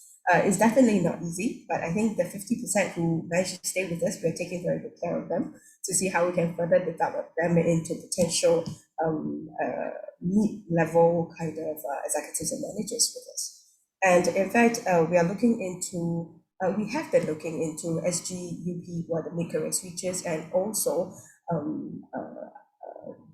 via PCP as well, you know, the professional conversion programs, and working with Scala, especially supply chain and logistics academy. We are trying to attract people from different industries to come over. So is it difficult? It's not easy. So it's a lot about having very close monitoring and training and making sure that we understand what are some of the difficulties that they're facing at work, and also coaching them along the way. It takes a lot of very close working together between HR and our hiring managers, and working together to see how we can actually help assimilate this new talents into the industry as fast and as soon as possible, and as smoothly as possible. Yeah. And I think it is a lot of very close interaction between our hiring managers and, of course, when I always say, working between HR and operations is very, very important, because it is a lot of times, sometimes we run out of ideas on recruitment. How can we better attract people? I keep thinking back on what Lily actually shared, and what Mincho also mentioned. There are a lot of things that we can actually try to change at work, in the workplace, and ways of recruitment. So we actually do a lot of discussions and suggestions to each other. How can we actually attract people better? So in fact, maybe just a very casual sharing. Recently, we've been talking about how can we hire more of the blue collar workers better. Where can we actually place advertisements? We can no longer continue to post on the very traditional platforms. So we have been going out to recce different places where we can have banners, and we can even look at places where we can actually stick stickers. We start doing that, and pleasantly, surprising to us that it actually garnered a lot of attention, and we've been getting very good calls and getting the right people. I think recruitment and advertising, it's going to the right people, going to the right audience. So this, I have to thank my counterpart, because of the regular interactions. So sharing your thoughts, I think this is very important, for HR and the team to work together. Thank you, Annie, for the great tips. Actually, I also have one sharing to share. A few weeks ago, I was at the ELT class, the ELT that was mentioned by my colleague, Lian, a few minutes ago. So one of the logistic companies asked the lecturer, I always put in requests for interns, but my company never have any interns applying to us. It's very demoralizing and very disappointing. And then because we are can't remember, it's Tuas or is it Jurong Island? So nobody ever applies to be an intern at our company. And then one of their classmates, which is a HR consultancy company, said, hey, why don't you try putting in your job description that you are open for the candidate to work like 2-3 days a week, work from home. It does wonders. It says that once you put it, you actually see like a double or triple in terms of number of applications, because one, it gives the candidate a sense that you are a very progressive company. You're not the traditional logistic company. You're progressive. You can embrace, work from home, remote working practices, and so on. And the other thing is, I think it says that they were saying that it also gives the sense that the tauke is not remote, not micromanaging the staff. It's okay to give like a lot of freedom for the staff to entrust in the staff to actually operate on their own. So maybe this is something that a logistic company can consider if your location is a bit out and you feel that is one of your limiting factors in attracting good talent. Right. All right. Okay. Let's shift gears a little bit and look at another sizable workforce pool, the mature workers. As the demographics of our population changes, mature workers will form a sizable workforce pool that companies need to capitalize on. So I understand that in helping, about 60 to 70% of your workforce are actually mature workers, which is very impressive given that you guys are the heavy equipment company. So maybe I can invite Joyce to share a little bit how Xiaoping has used technology to kind of augment or redesign some of these roles so that mature workers can still continue to contribute effectively. Joyce, please. Thanks. Yeah. This is really right up our alley. It's about 70% of our crane operators are over 50 years old. I guess the reason being is that this is like, I don't think young people like to be in this industry, first of all. And then it's seen as like a blue collar worker job, and then under the hot sun, hiding inside the cabin kind of thing.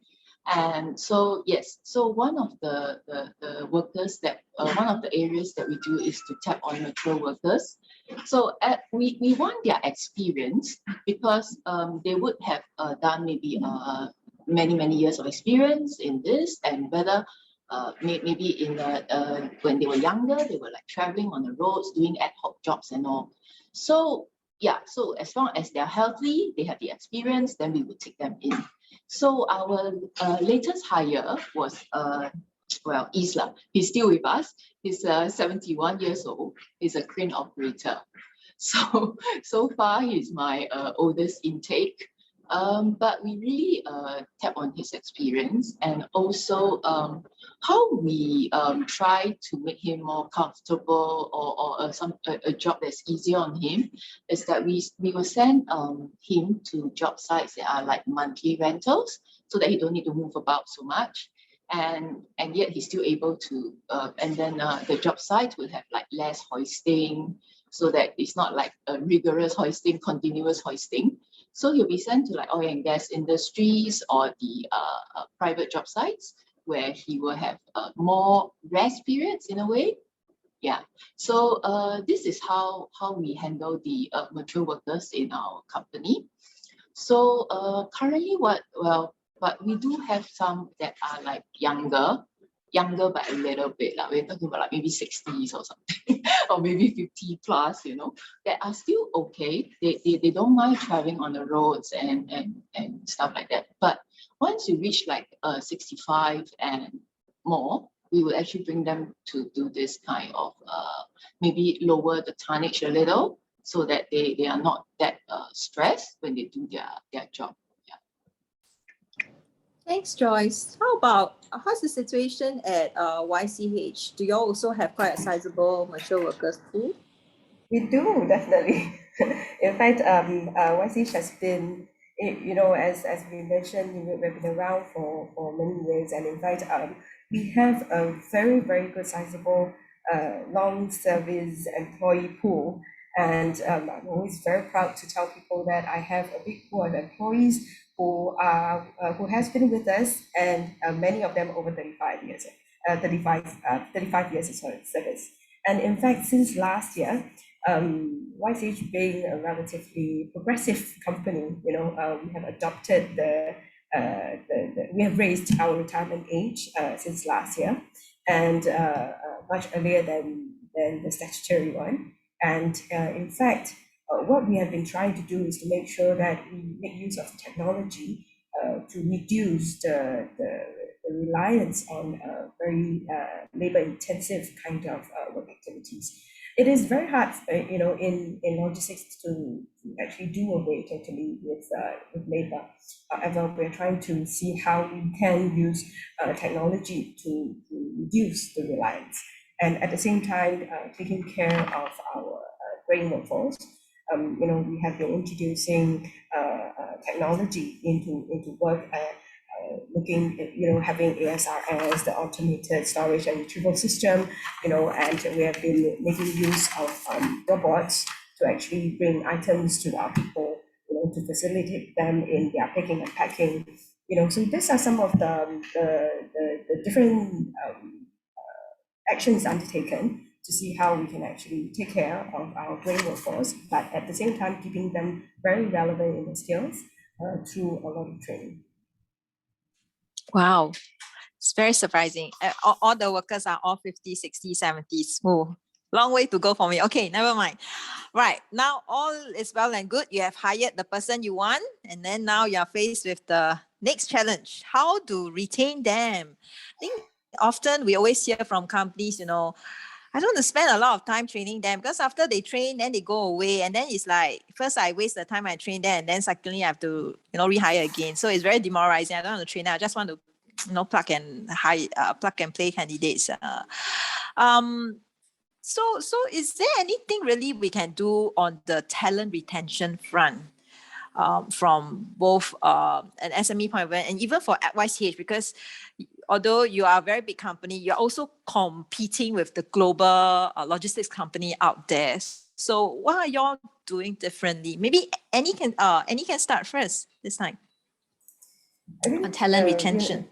I think for talent retention, we're not just competing with other logistics companies. In fact, we are competing with other industries, as at a whole, because there are certain skills which can be very much transferable.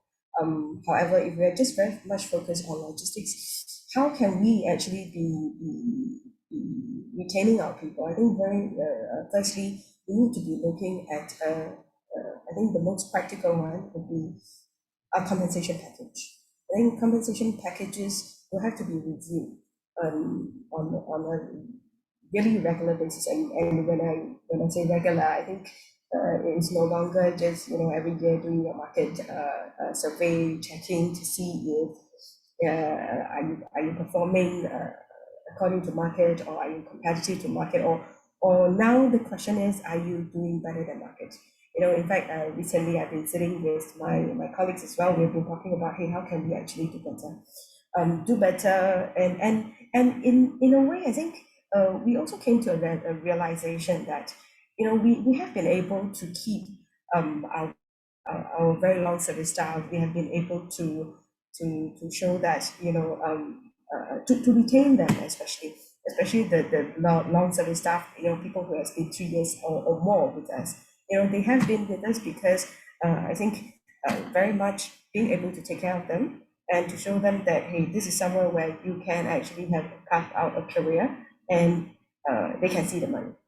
I think these are very, very direct kind of things that they can see and they can feel, and I think another thing is on just yesterday I was sharing with my team about internal promotion. I think taking care of our people internally is very important, because then that is how they feel that you treasure me and I'm going to stay, even though it may be a little tough sometimes, but I see myself being appreciated and taken care of. I think because most of the time for management or for HR, it might seem much easier to be hiring from the outside. However, I think in YCH, this is a very good practice, because we have always been looking internally when there is a vacancy to see if we can actually promote our people from within. So maybe I pass over to Joyce instead of holding on to the time. Sorry, I'm very, very conscious of the time. No worries. So the key message is money is not everything. Take good care of the people. Treat them with trust and respect, and they will continue to work for you, I guess. Joyce, absolutely. What's the story on your side? Come. Very similar, I would say. We always also look for internal promotion. The only difference is that our operators, they are paid according to the capacity and the tonnage they drive. So what happens is that when you upgrade them, maybe like from 50 ton to 100 ton, their payroll will upgrade correspondingly, you see. So, I mean, dollars and cents is important for our industry, definitely. And also they will feel good about themselves. But of course, this is through a yearly appraisal by our team, whether this person can be upgraded or not. And then they'll be trained for all the various cranes, and then after that we will decide if this person can be upgraded or not.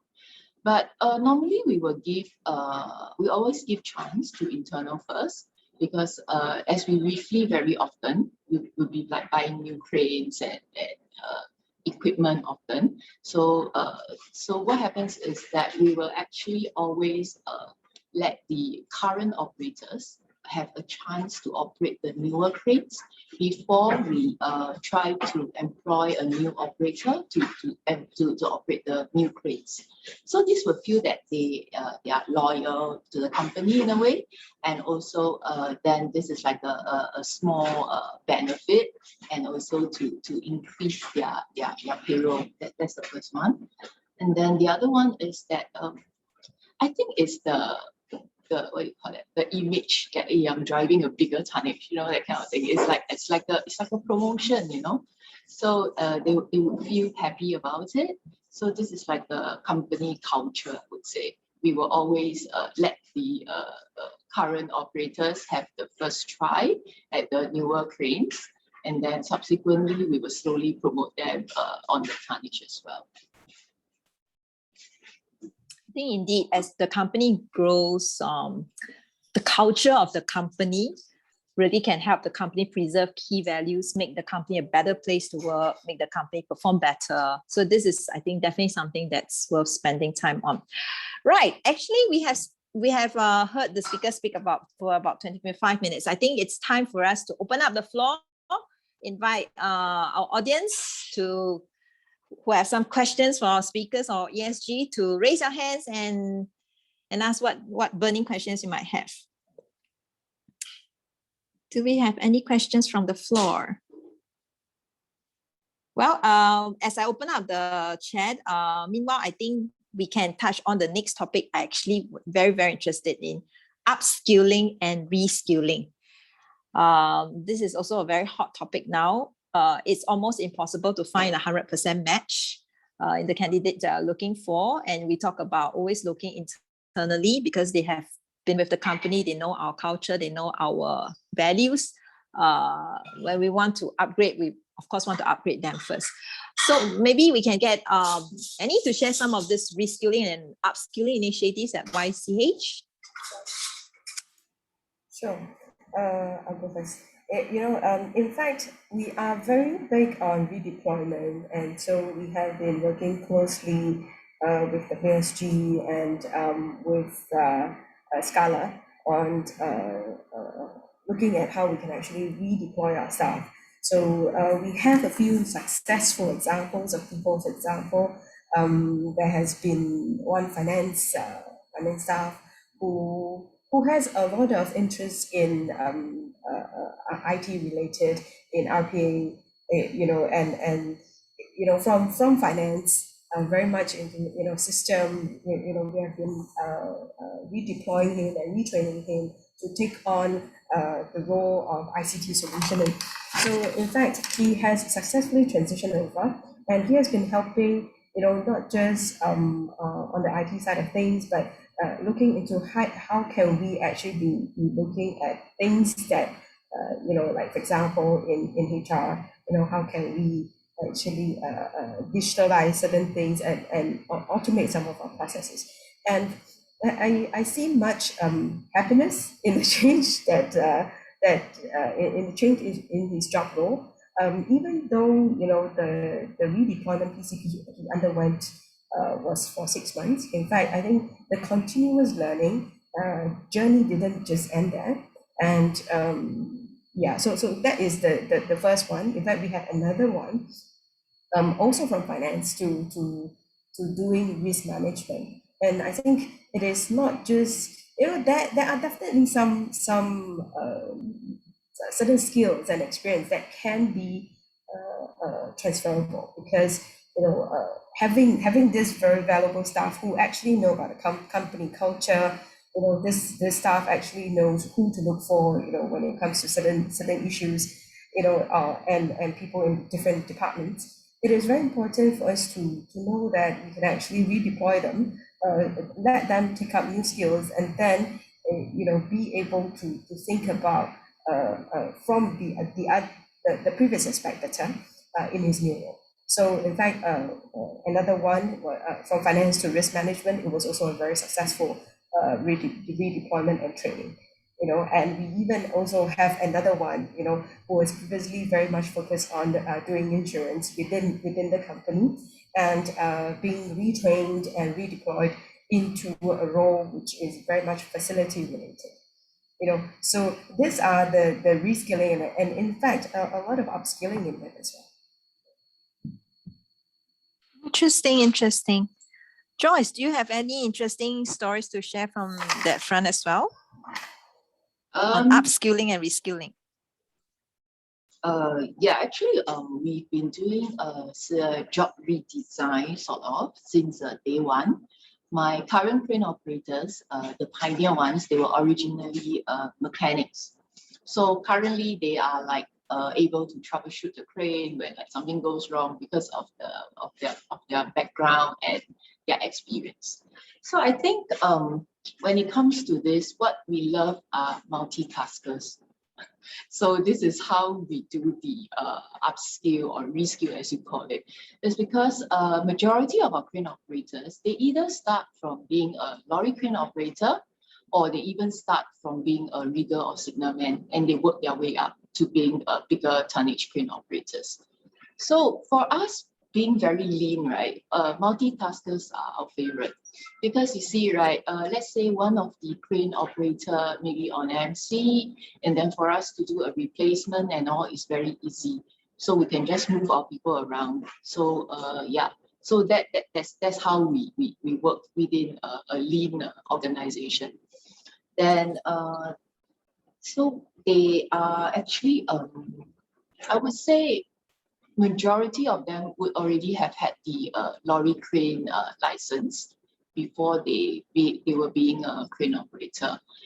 Recently, I think 3 of our current previous lorry crane operators were upgraded to crane operators, and currently I'm actually very happy to say that they are doing well, and that both on the aspect of their skill, they are improving on their skills, and also obviously they are getting paid more and they feel happier as well. Then, but one of the new change that we did was actually occurred during the circuit breaker period. That is when we introduced the time management app. That is when we want our operators to log in and log out so that we can calculate their pay via this system instead of doing it manually. It was very tough for them to start on this because, you know, as I said, right, my team of crane operators are like what 70% of 50 and above. So they actually, I mean, it was good for us in the sense that they actually took the time to learn how to do this. And also in a way is they are forced to learn because we actually told them that this is linked to the banking system. So if you don't log in, you don't log out, you will not get paid. So in a way, they are forced to learn. And I'm happy to say that after the circuit breaker period, they are really experts in logging in, logging out, giving their GPS and stuff like that. And now they can even like apply leave and as well as claims all from the same system. Yeah, this circuit breaker really has made a lot of us more digitally savvy, I must say. Right, we have one question from the audience. Maybe let me just read it out. We see challenges in hiring blue collars and they don't stay very long. Yes, very common. Turnover is high. What would you suggest to employers to review and pay attention to when hiring for warehouse operation with retail working hours, which includes weekends and rotating shifts? Can y'all see the question? Do y'all have any experience with that? Doesn't matter whether you have solved the issue or not. Maybe it's more of like improving on the situation. Anybody has anything to chip in?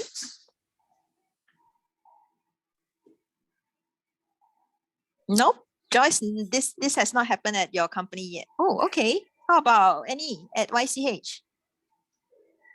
Challenges in hiring blue collars definitely, something which a lot of companies, even ourselves, we're facing this kind of issues. Turnover is high, definitely. We also have got people coming in 3 days and then, or let's not say 3 days, 1 day, and tomorrow you don't see the person anymore. I think the part on I think initially, I think that the hiring process, the interview process, first finding out and then confirming the person, and then after that making sure that this person is being onboarded properly, and then brought over to the hiring department and with the hiring manager and supervisor. That onboarding process is something which can make or break, sometimes for blue collar workers. Well, this is what we have been gathering, hearing from some of the new colleagues, and potentially why they want to leave, because sometimes they may not feel that I'm not well received, or I don't understand, or I don't know which supervisor should I go to. I think these are certain things that I think both the hiring manager and HR will need to pay attention to. And then I'm looking at the second part. What would you suggest to employers to review and pay attention to? Yeah, so I think in terms of working hours, I think working hours will have to be reviewed in a way, can certain shifts do, a combination of different shifts, which will not make the shift so difficult to swallow. I think, I think for logistics, usually it's 5 days or 5.5 days. So, when we talk about logistics, retail HRs will say logistics is better because retail hours are very bad, 12 hours or late into the night, and they don't have their weekends, and things like that. I think there's always a give and take, and making sure that the arrangement of shifts can be better done to take care of different groups of people. That is definitely something to consider. Okay. I see.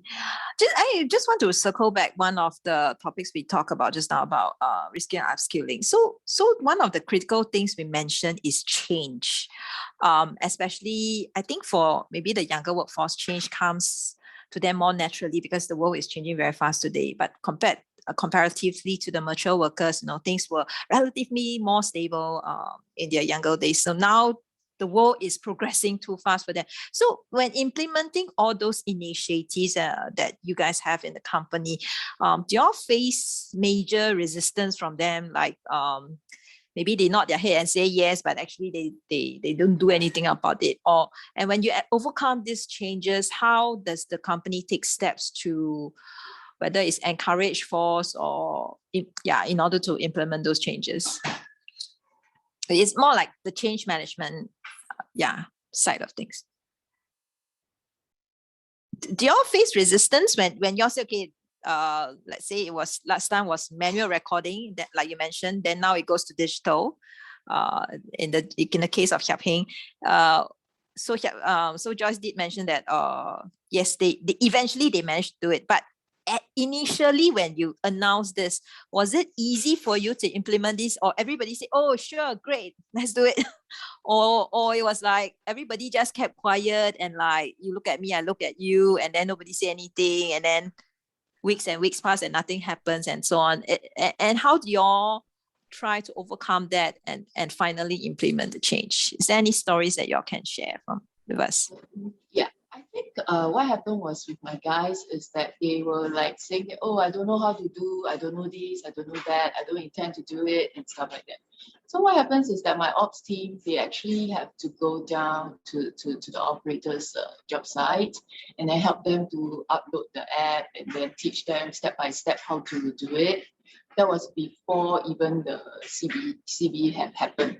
So before that, we also had manual in and out, just to have that was the original style, you see, of their working hours. They actually have a sheet of paper to fill up, like what time they start, what time they end, and stuff like that. So a lot of them were still doing that, but because it was CB, right, no one is collecting any paperwork or anything. So yeah, so as I mentioned, it's really like by force, they have to learn. If not, they don't get paid. So that was what we told them. So but also because it's the circuit breaker period, right? They actually had their children at home also. So I think such help from their children and maybe whoever is able to teach them exactly how to go about doing it, because the app is actually in English, and our crane operators, a lot of them are not good in English, but now they can like roughly guess where is the place, the actual icon and stuff like that, what to do. So yeah, so we had a lot of resistance. In fact, well, if not for CB, right, I suspect maybe until now this system would not even be into our company proper. So sometimes the circuit breaker is good for us. Yeah. Cool. Yeah. How about any interesting stories from your side where the company tried to implement something, could be minor, could be drastic, and then whoa, it was like a bigger headache than you envisioned it to be? And how did the company resolve it? I think when you asked that question, this statement came to mind, and this statement which was shared to myself by country GM for Singapore operations. There is this statement which I totally agree very much, which is make it easy for them. Make it easy for them, and make it easy for them to understand. Make it easy for them to do it.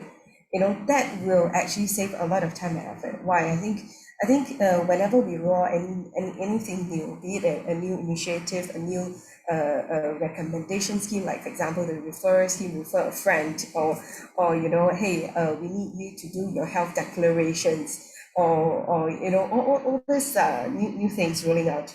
I think the very important thing is, number one, get a buy-in. Why do we have to do that? I think very clear explanations of why we have to do it, and then explaining to the heads in terms of their operations managers. And I think that is very, very important, because when you get the buy-in of your you know, the operations managers, or the people who are managing our mass staff workforce, in a way, they will make things very much easier for you, but making sure that we make it easy for them to understand, you know, how things work. Why does it work this way? What is in for you? How does it actually help us? And I think a lot of things will flow very easily, you know. And especially during this very, very tough period of time, it's a lot of teamwork between HR and the team who are on the ground, facing the staff every single day, every single minute. It's a lot of very close working with them, close camaraderie, and making sure that, you know, information is very well circulated and very well communicated. I think communications and working together, making it easy. You know, I think that is something which is what my team and I has been keeping very, very closely, and to make sure that, you know, in order to be able to roll out new things, you know, make it easy for you. Thank you. I think it's not just for the logistic industry. I think for any industry, because you're dealing with humans, human beings have a certain behaviors, and then to overcome them, you need to understand the psychology of it in order to work around it. So I think what we have actually discussed today not just apply to the logistics industry, but actually to other industries as well. Right, I don't see any last questions from the audience. Maybe you're all very shy, no issue. You can still write to us after this session. If you want to get some gems of wisdom from Annie or Joyce after this, feel free to do so. All right, we've come to the end. Before I end off, is there any last words that Joyce and Annie would like to share with our audience to really encourage them to embark on this journey? Don't give up when you try to do your progressive HR practices challenges, but then what is that inspiration that they should bear in mind? 1 minute. One last encouraging word from each of you, or one last encouraging sentence from each of you before we end off. I go first? Sure, yes. Come, Annie. Okay. It is definitely not easy, especially for logistics and the entire supply chain, you know. But we have our good days, we have our happy days, working together and resolving issues together. I think that's something which keeps us going in this very tough industry, and we see a lot of very good things happening within Singapore, you know, and changes that we want to see in the industry, and we see more activities. And I think that's really very good for the industry and for the growth of our people. So well, it will definitely be a very continuous steep path along the way, but hang in there, because you know we have a lot of people within the industry to depend on and to work together. Joyce, one sentence or 1 minute of encouragement to the other companies out there. I think the government is actually trying very hard to help us to overcome this problem with all the various funding for the old folks, for the youngsters and all. But so I think we should really make use of such platforms to try and get some help. But in my industry, I actually really hope for someone to come up with some technology or AI so that I don't need to rely on humans so much. So Yeah, so we're looking at more technology, more AI, and then hopefully the next round of crane operators will be sitting at their desk and just operating from the screen instead of sitting inside the crane and operating it like at being seen as a blue collar job. So instead of that, we'll have youngsters maybe being seen as like some IT expert or IT specialist that is able to do the crane operation from their desk. Interesting. I hope we have some robotics company in our audience today. I mean, if today we can do remote surgery, like the surgeon and the patient is actually in different location, why not remote crane operating? I think this is something not too far off. We should just keep our minds open and probably. Yes, if we find a solution, we'll definitely let you know. Okay, and you can apply grants for it. Okay. Okay, thank you very much today to Joyce and Annie for joining our Logistic Human Capital Virtual Fireside Chat. Thank you very much for sharing your journey and experiences. I hope it has been useful for the participants and also inspire them to act on some of the issues that we have discussed. So next, I'll pass the baton to Eric, the Principal Manager at SSG's Enterprise Engagement Office. He will share more about key SkillsFuture initiatives and resources that can help companies in the workforce upskilling and transformation journey. Eric, please. Okay, thanks, Andy. Hi, everyone. Thank you for having me. So I'm from SSG's Enterprise Engagement Office. And now that the conversation has steered towards upskilling and reskilling, I thought it's a good time then for me to share a little bit about the support that's available under the SkillsFuture movement that can help companies in the lock sector in their workforce upskilling and transformation journey, especially through the disruptions caused by COVID, and also taking into consideration the manpower situation in the sector. As we know, a number of sectors have been severely disrupted by the pandemic. The lock sector, not least of it. But what we hope to showcase from today's sharing by all the government agencies really is that it's also really a time where government support, it's at its most generous and comprehensive. And so it actually presents a very opportune time to be aware and to take advantage of what's available. So broadly, I'm going to share all the key SkillsFuture initiatives and resources that are out there that you can tap on. And for many of us who are not familiar with SkillsFuture, there are actually a lot more programs under the umbrella than just a $500 credit that each of us gets. In fact, we have something similar and even more generous for enterprises, which I will cover in the subsequent slides. So yeah, this is what I will cover. Broadly, I will touch on the industry insights on skills training.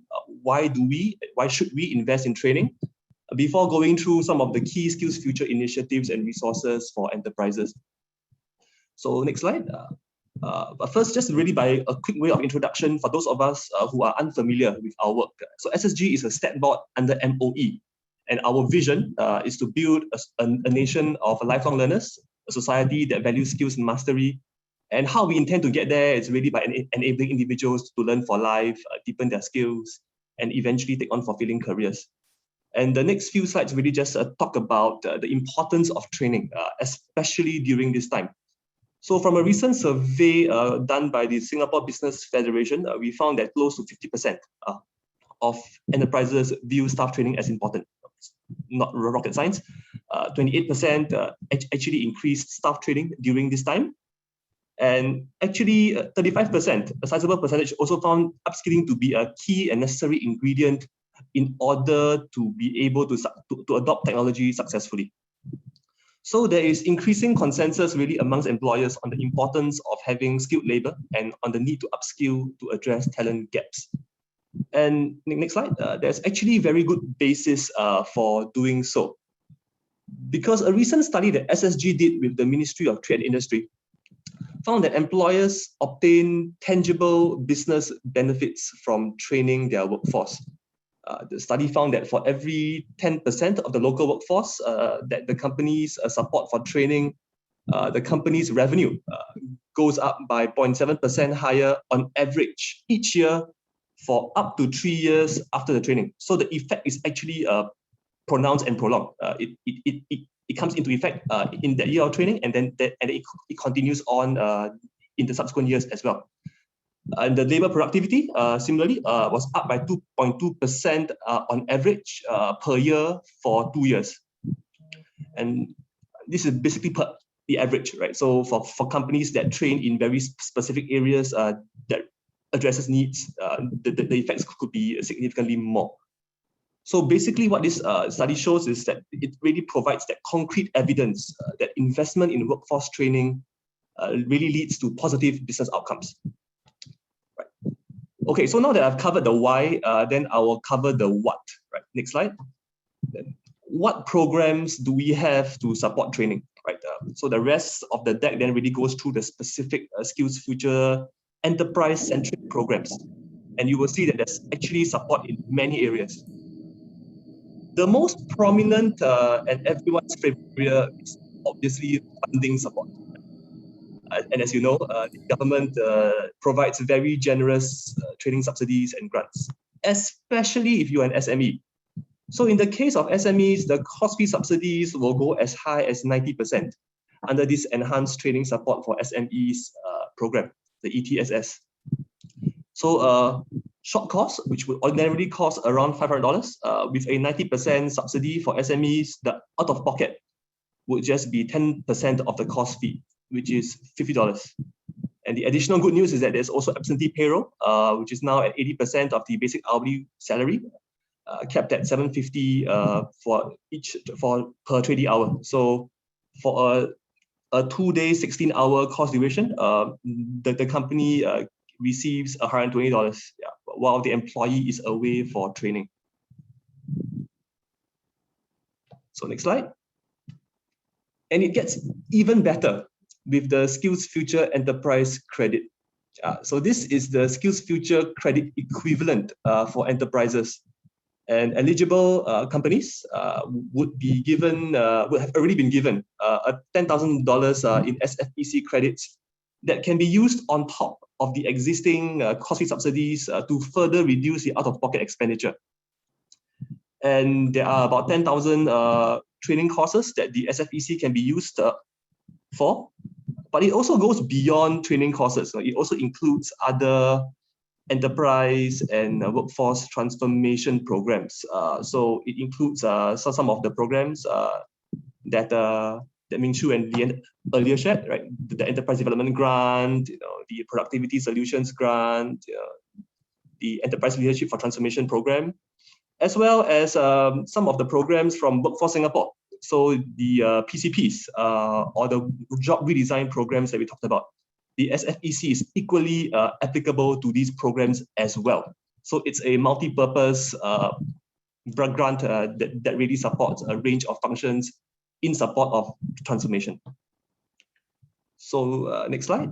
Basically, this slide really just provides some illustration on how the SFEC is applied. So it subsidizes 90% of the out-of-pocket after the base subsidy is applied. So it's a subsidy that's stacked on top of a subsidy. So a $500 cost in the earlier example becomes $50 with the base subsidy of 90%, and it becomes just $5 after the cost fee subsidies, after the SFEC is applied on top of that. And so in Lian's earlier example of the ELT program, you have also seen how a $30,000 program can drop to about $3,000 after the base subsidy, and down to about $900 after the SFEC is applied on top of that, including GST. So that's really how powerful the credit is. Next slide. And this really just shows the eligibility criteria for those of us who are not aware. The good news is that there is no application that is required. The companies that meet the twin criteria of having contributed a certain amount of skills development levy over a 12-month qualifying period and have employed at least 3 local residents in the workforce for every month of that period would already have been notified by ESG on their eligibility for the SFEC. And the 10K in credits is already there to be used. But do use it fast though, because these credits don't last forever. There's actually an expiry of about 3 years All unutilized credits will expire at the end of June 2023. So in your engagements, please use them quickly. That's our advice, because there's a range of options that are already out there to tap on. All right, so that's the funding support that we give enterprises. But we do a lot more than that. So next slide. So besides funding support, then the next question would naturally be then, what areas do I train in? What courses should I go for? And then here, we also provide information resources, and in particular, the skills framework resources become useful. And for those of us who are not too familiar with what they are, the skills frameworks are basically sector-specific skills maps.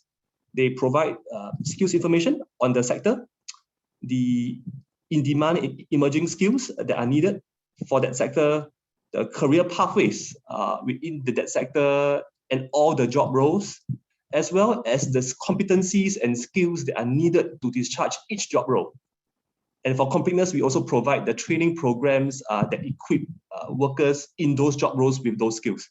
It's a very comprehensive mapping of whatever skills needs an industry requires.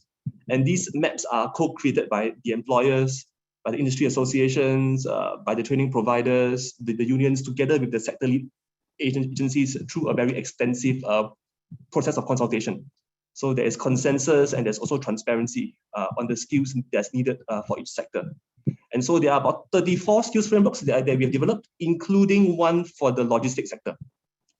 And so it will be a good starting point for those of us who are looking at how then to skill up your workforce in specific areas. This will give you insights into the sort of emerging trends and the competencies at each level. Next slide.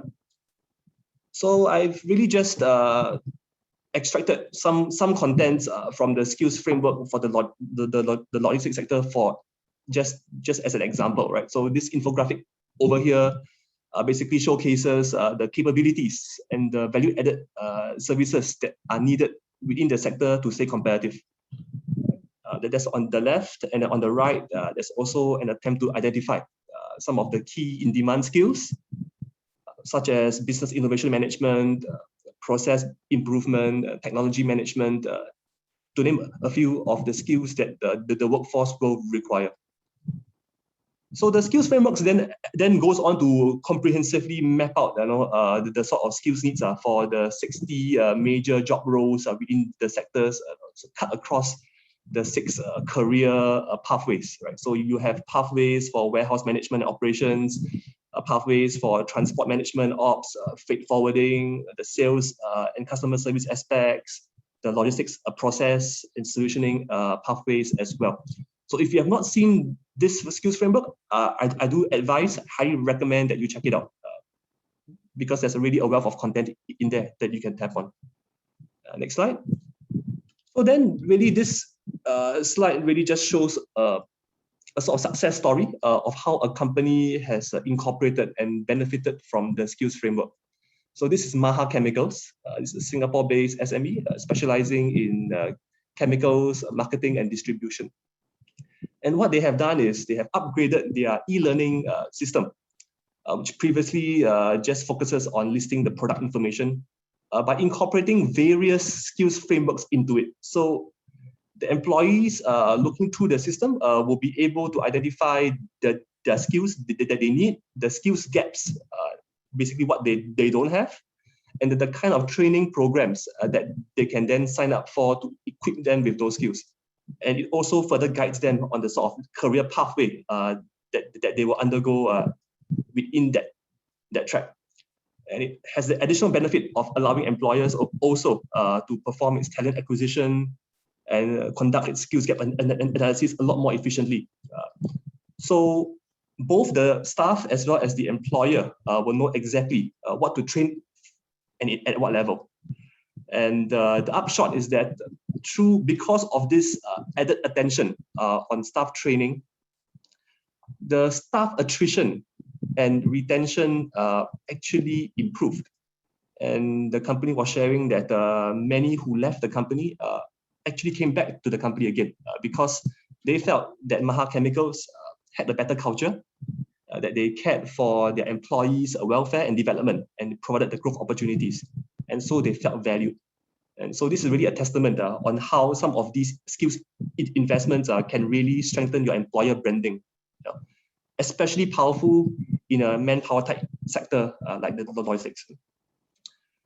Okay, so yeah, that's it for skills frameworks. And next slide. So besides the information resources, there are also courses and programs that we consciously curate for companies to consider taking up. So earlier, Annie was talking about how we try to make things easy for people to sign up. Right. So what we try to do here, because we understand there are a lot of courses and training programs that are out there. They are SSG funded and supported. How do we help identify suitable ones to help companies take that first step? Right. So our focus is on equipping the workforce with priority and emerging skills. And one such area is in the digital space. So one program that we have especially developed is the SkillsFuture for Digital Workplace, which you may be familiar with. This is a foundational level program aimed at equipping workers with foundational basic digital literacy skills. And it really tries to equip them with that confidence and that comfort to work with technology as part of their daily work. It's a 2-day course, very heavily subsidized at $50 out of pocket per resident. And through the program, what we hope to achieve is for these participants to have awareness on how the world is changing and how technology can benefit them and how they should not be averse to working with technology. So there's a lot of mindset change that this program tries to provide. Okay, next slide. And then at a higher level, there are also in programs like the SkillsFuture series. So these are programs at the modular level, and they focus on 8 priority and emerging skills areas, as you can see from the graphic on the left. So these are, for instance, horizontal areas like cybersecurity, like finance, digital media. Basically, these are skill sets, competencies that we think anyone can take up confidently and have no regrets doing so, because these skill sets are relevant in whatever area that you are working in. And we've worked with the institutes of higher learning, the universities, the polytechnics, the IT to curate programs across 3 levels of competency. So you have the basic level ones, intermediate level, as well as the advanced level programs in these areas, catering to the specific needs of the company and that worker. And there are also leadership programs that we've also curated to help develop leaders and to build skills needed for the higher level transformation, like internationalization, for instance. Right, next slide. And beyond the emerging technical skill areas, there are also courses that we've curated in the soft skill areas, which are also very important as part of the organization development. So we call them critical core skills, and they include competencies like thinking critically, communicating effectively, being adaptable, and staying relevant. These are some of the courses that will hopefully help you make sense of whatever of the training environment, of the many courses that we have out there, and we hope can be a good starting point for those of us, especially those of us who are making our first steps into investing in training. Right, next slide. And if you need help, further help on where to go, what to train, I mean, these are like 10 courses that we have curated for the log sector. Basically, we look at the popularity of the courses, as well as our sense of the emerging skills. And therefore, you could see amongst the list of these 10 courses, a focus on data, digitalization, e-commerce, omni-channel distribution, so on and so forth. And if you are keen to find out more courses that's relevant to the LOG sector, you can search for them in the course search directory within the enterprise portal for jobs and skills, which I will come to later. Okay, next slide.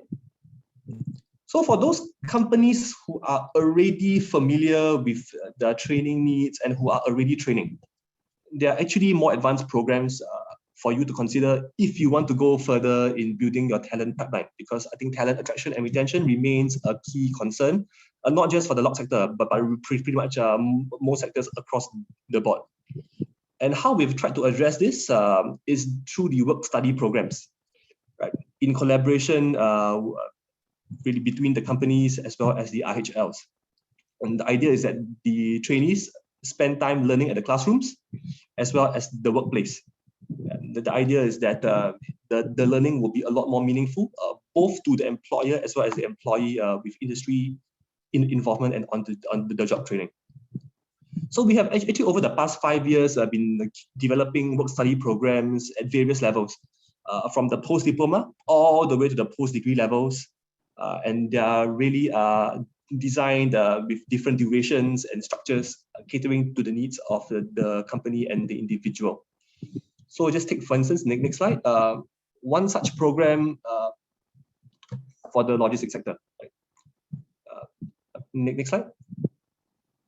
This is the work-study post-diploma in supply chain management run by RP.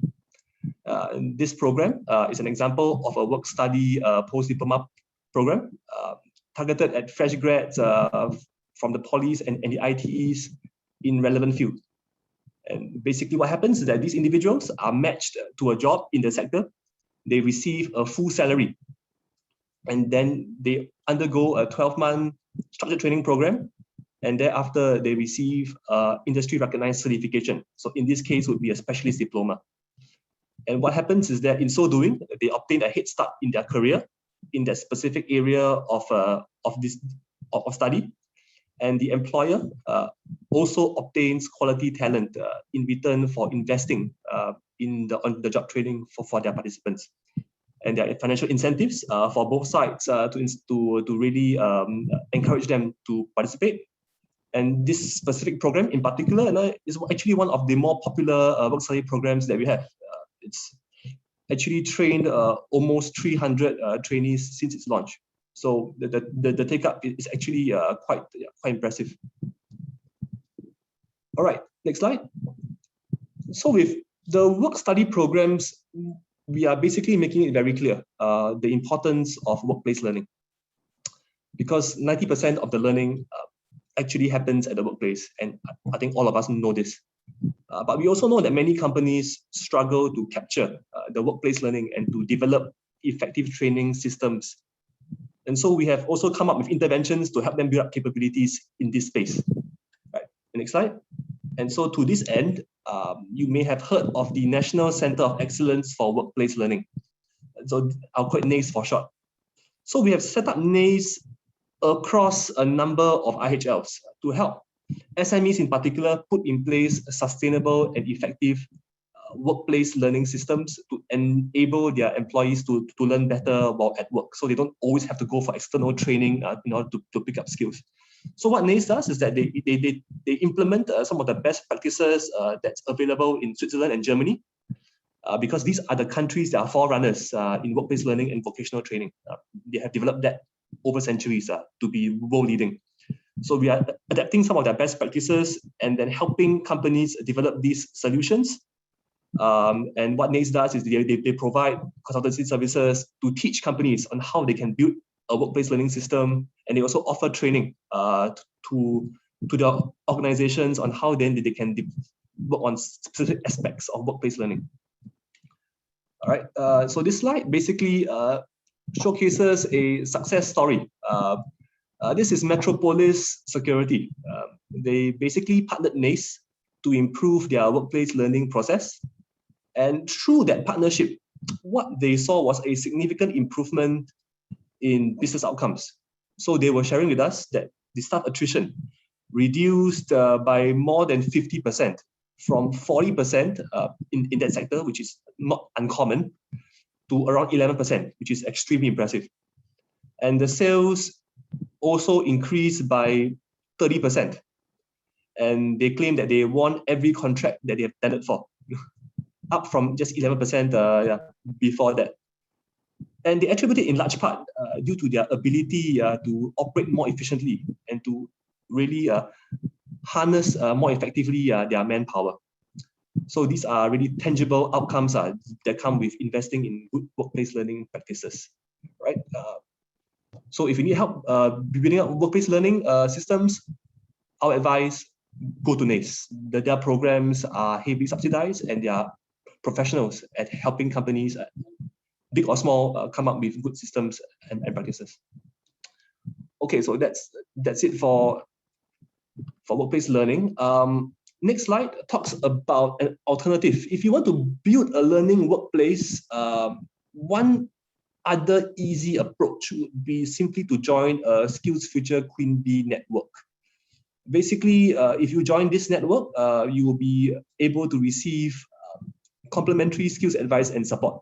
So this is a new program that we launched about 2 years ago, where we task and appoint industry leaders across the various sectors to champion the skills development within their networks. So it's really targeted at really uplifting the SMEs within those networks by helping them identify and address the skills gaps needed for transformation. And how the SMEs can benefit really is that they receive support from a skills manager who will work with them to understand their skills needs and to recommend relevant training programs that addresses those needs. And in the process, they will also receive guidance on the sort of government schemes and interventions that they can tap on as part of building and implementing their training plan. And the good thing is that because the Queen Bee is an industry player itself, it's very familiar with the challenges that the sector faces. And therefore, whatever that they recommend should translate to very impactful outcomes. So we do suggest and recommend that you look through the list of Queen Bee networks that are out there. Unfortunately, we don't have a Queen Bee for the logistics sector just yet. We are working on doing so. And so if you're a leading organization in the sector and you're in this webinar, if we were to approach you on your interest to participate as a Queen Bee to uplift your sector, please do consider us seriously. Right? Otherwise, you can look through the list of available networks that's found in the enterprise portal for jobs and skills, and find one network that caters more horizontally across sectors. So next slide. Prudential, for instance, is one example of a Queen Bee that we have appointed that works across sectors. And what they do is they focus on innovation for their networks. So their networks primarily consist of their business clients, but they're open to also roping in more. And what they have done, as an example, that you can see in the slide, is with You Tell Men.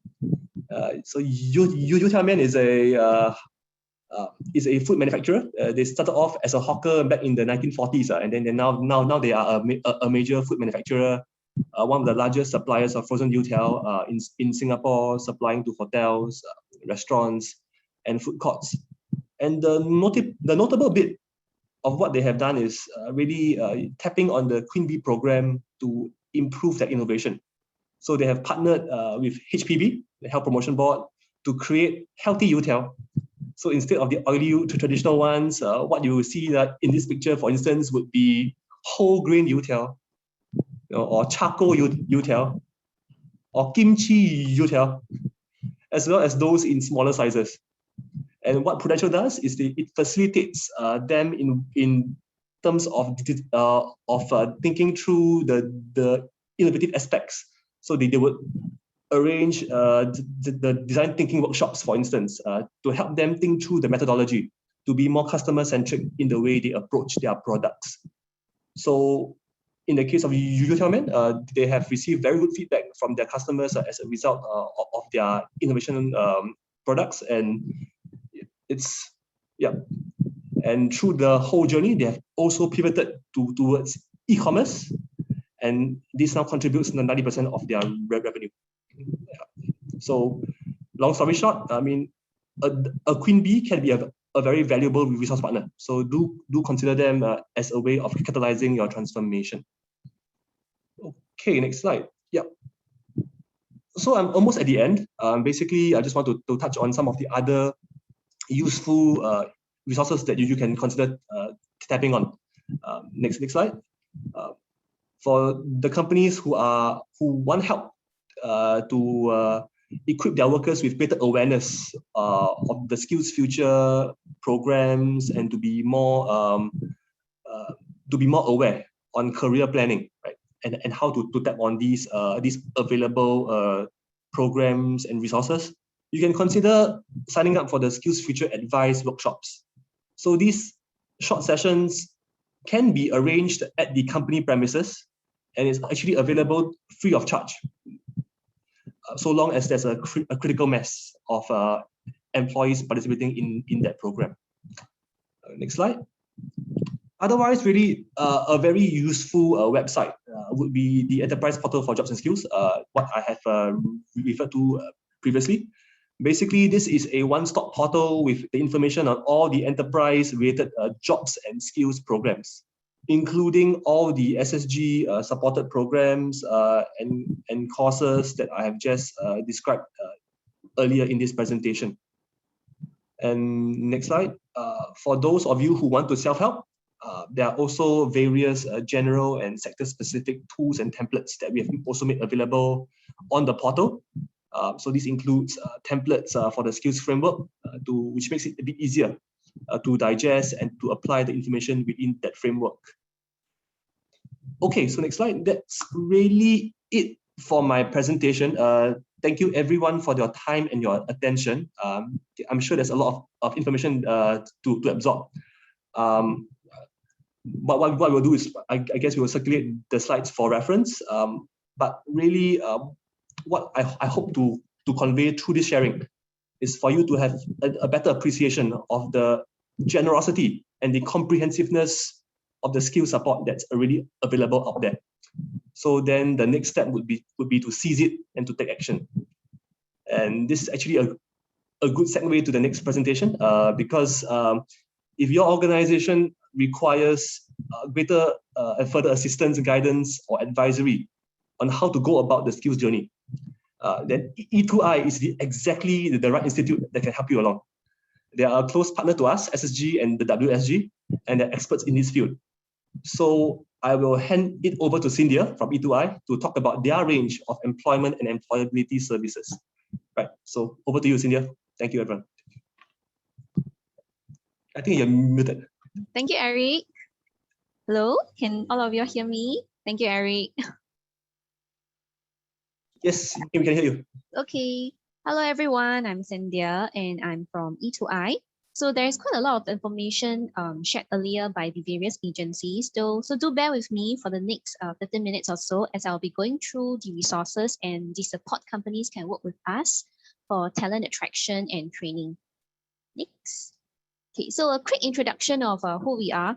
E2I by its name, we hope to work with companies and industry partners to co-create solutions for better employment and employability for our local workers. So next.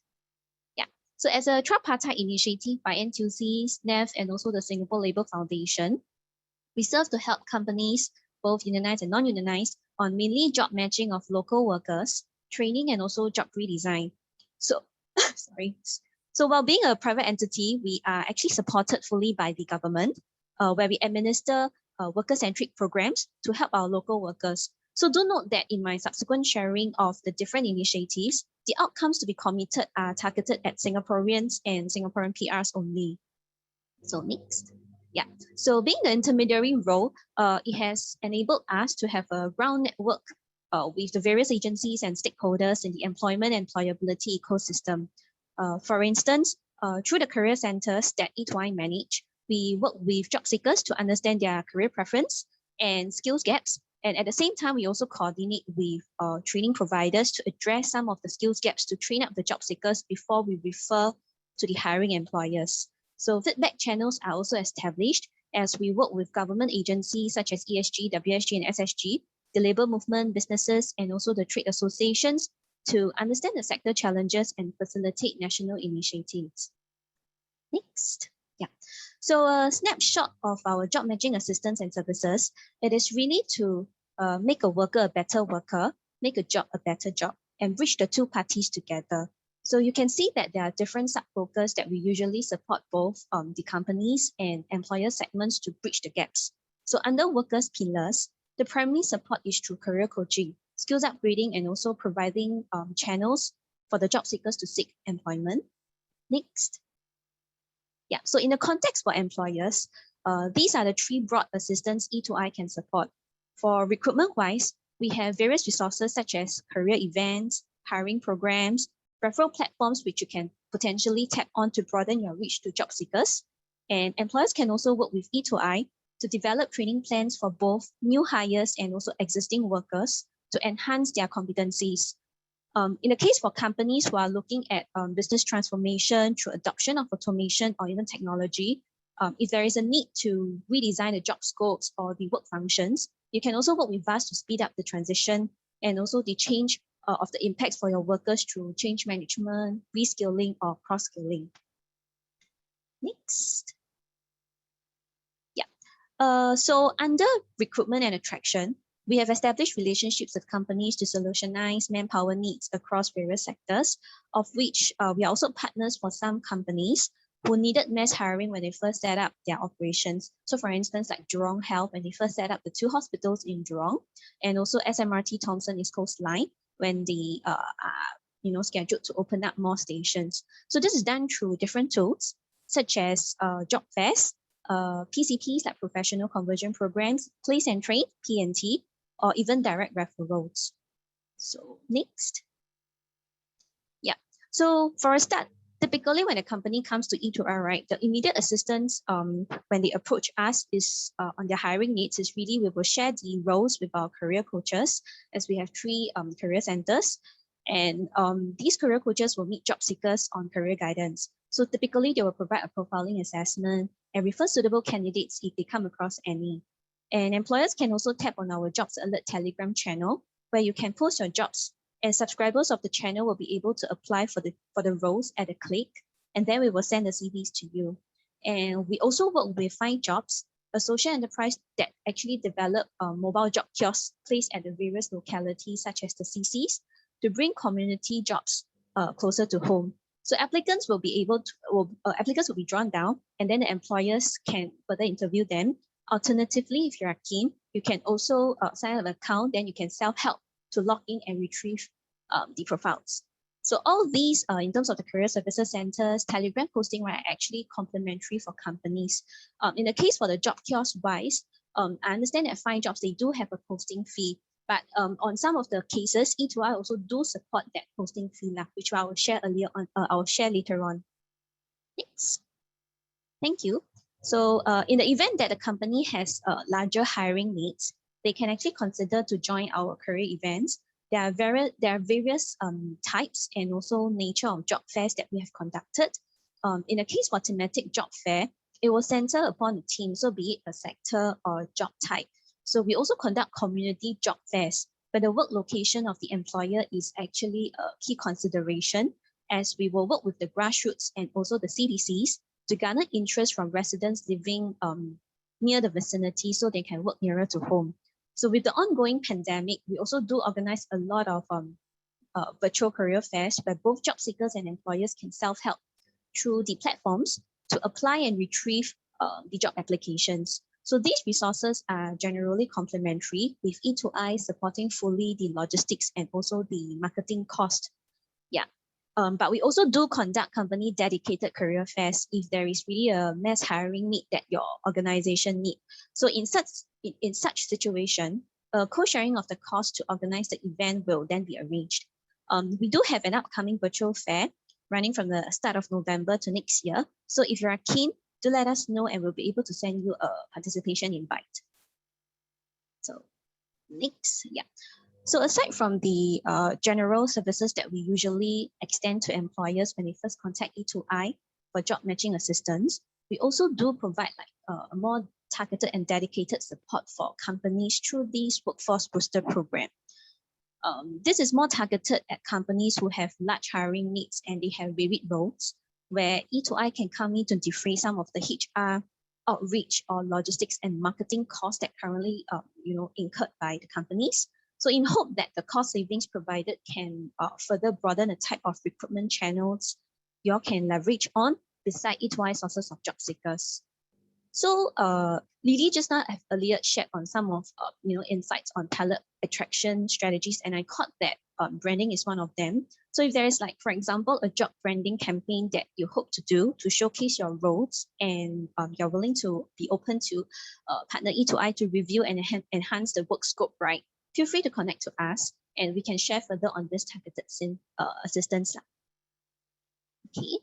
So last but not least, on the talent attraction aspect, as the ecosystem for NTUC Job Security, as the ecosystem manager, for NTUC Job Security Council, there are also instances where we connect companies with access capacities to companies with hiring needs. So this is to reduce leakage of workers who are in the sector and shorten their unemployment period, to refer them to hiring companies where we got to know when is their displacement date.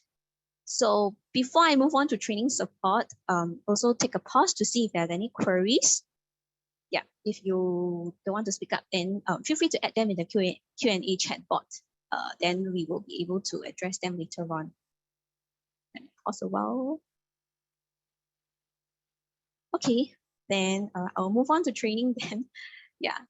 Okay, so aside from providing the platforms and channels to showcase the roles and outreach to job seekers, training and job redesign are also two key aspects that we work with companies, as we recognize that some of the jobs need enhancement in order to attract locals. So these can be in the areas of job scope, the pay, and the progression.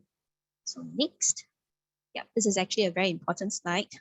So with the business transformation, we actually partner companies to upskill and reskill workers to stay abreast of the changes and to meet their operation needs. So this is a quick snapshot on the areas of support for PCP, PNT, and also in-employment upgrading. So PCPs and PNT, Professional Conversion Program, Place and Train, are mainly targeted at new hires, while in-employment upgrading by its name is for existing workers. So if you can see, the key difference here is really the salary support, where it is only offered for new hire programs, as we understand that companies will incur certain hiring risk when undertaking placement training programs, since you do not know whether your entrant will be able to perform the role. In the case for cost fee support, it can go up to 70% of the cost fees, capped at $2,000 per worker. Yeah. So for a better understanding, next. Yeah, I have actually also I'll be sharing on this grant illustration on how we have assisted some companies in recruiting and training drivers. So we understand that many of the partners, that shortage of drivers has been quite a critical challenge for them. Actually, this is also a challenge for E2I, because while we do job matching, we also see there's limited interest from locals in applying for this kind of roles. So the difficulty is from multiple aspects. As we speak to many job seekers, a lot of them shared their concerns about work environment, pay, and also progression. So for such job perception and job image towards the job seekers and also the job expectations, it is actually a long drawn process to adjust the mindset. But as per our discussion with many partners, we have to start from somewhere. And a possible area is really to train new drivers to create more supply of licensed locals into the industry. So this is a summary of a typical grant support of what we work with companies in training new Class 3, Class 4, and Class 5 drivers. So taking Class 3 as an example, to train a local from 0 to Class 3 license, we take a benchmark of an average 25 lessons. So this is with inputs from the various driving centers. So E2I will be then able to support up to 90% of the cost fees, capped at $2,000 per worker per program. the outcomes to be committed for the employers is really to provide employment for the trainee while they undergo the training. Yeah, so likewise for class 4 as well, but class 4 and class 5 is cheaper than class 3, but the same funding guideline typically works. Next. Yeah, so a clear example to cite, right? So it's like real case studies is that our partnership with PSA and also the port contractors. So with PSA and the port contractors on board the program, we are able to assist on a targeted outreach campaign to showcase on the jobs and the subsidized training opportunities. So interested candidates then will apply via the physical job fair, yeah, and also virtual job fairs that we organize with PSA and also the port contractors to register their interest. Yeah, so then the employers will be able to interview and shortlist the workers for the programs and the roles. So those selected candidates, right, because while they're undertaking the training, for class 3, it takes about typically 1 year. They do not have the license, so they cannot work as a prime mover driver. So in the interim, what the port contractors do is that they hired them as safety wardens or signalers, and they will be converted to prime mover drivers when they attain a license. So company thus benefited from these recruitment drives, the cost fees and salary support from E2I when these workers are being hired and trained. The job previews that actually organized in tandem with the job fair, right, also provided more transparency and able to debunk some of the misconceptions about the roles, so that it aided in more attraction of locals for the roles. Yeah. So the next example. Yeah, the next example is actually for a freight and transport company. They did a salary review and work with E2I to hire and train the new drivers. So similarly, like the previous example, the company hired the worker as warehouse assistant because warehouse assistant is also another big headache for them. There's lack of locals. So while these workers are being undertaking the training to attain a license, they work as warehouse assistant first. And for those who successfully attain the class 3 license, they can start to work as a driver. And the company has also stepped up to work with E2I on an in-employment upgrading program for these class 3 drivers, right, to upskill to attain class 4. So company has actually really shared with us that it is a double win because they are firstly facing challenges to attract locals for warehouse as well. So by letting these workers in the interim work as warehouse, right, it short-term is their hiring needs. And also with the class 3 and class 4 training program support, it also helped them to actually get some of these drivers who are able to perform the driving roles when they attain a license. And for those who didn't manage to pass, they can still offer them to as a warehouse assistant. Yep. So next example. Okay, so the next example is actually more of in-employment upgrading. The training is more targeted at existing workers. So the existing workers in this case, right, are actually delivery attendants. So the company noted that with ongoing business transformation, there will be a group of delivery attendants who might risk skills obsolete as the drivers are expected to be more multi-scope. That means they might actually phase out the delivery attendant role. So they have actually worked with E2I to reskill and also upgrade these workers to perform driving roles. So salary was also adjusted when the worker successfully get a license, which is a double win for both the worker and the employer, as the training has helped the worker on his employability, and it also aided in companies' business operations because they need many drivers. Yeah. So, okay, next. Yeah. So apart from training programs to attain licenses, for in-employment, E2I also work with companies to build a T-shaped workforce in both horizontal and also vertical competencies. Horizontal skills competencies refer to like broad and soft skills, which are likely portable across different sectors.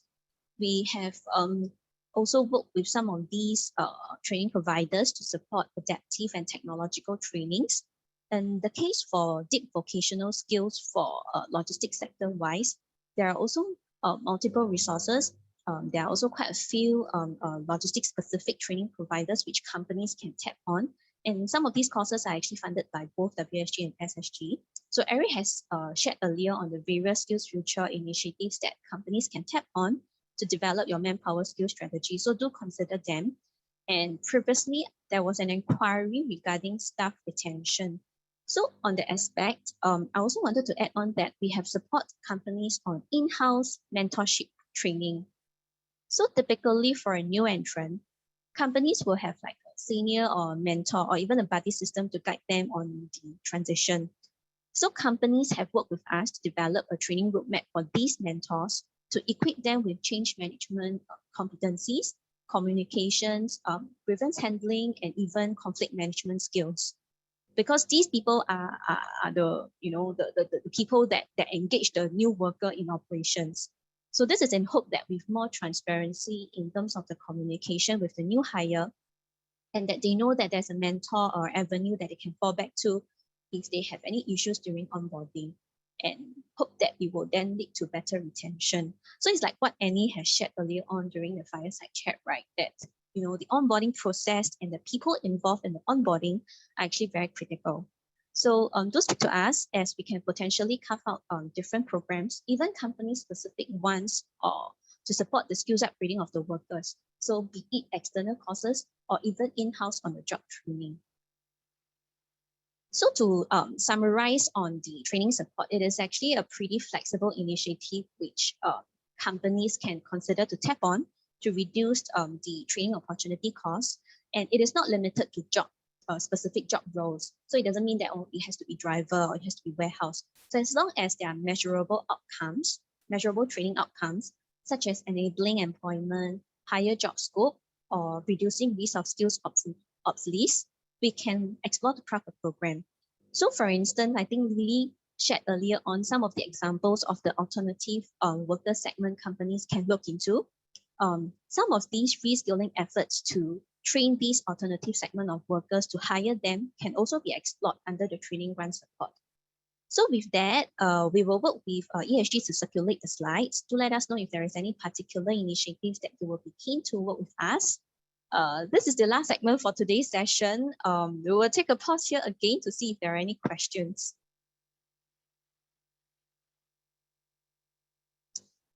Okay, I think for now, no. So I will hand it over back to Rachel. Thank you everyone and stay safe.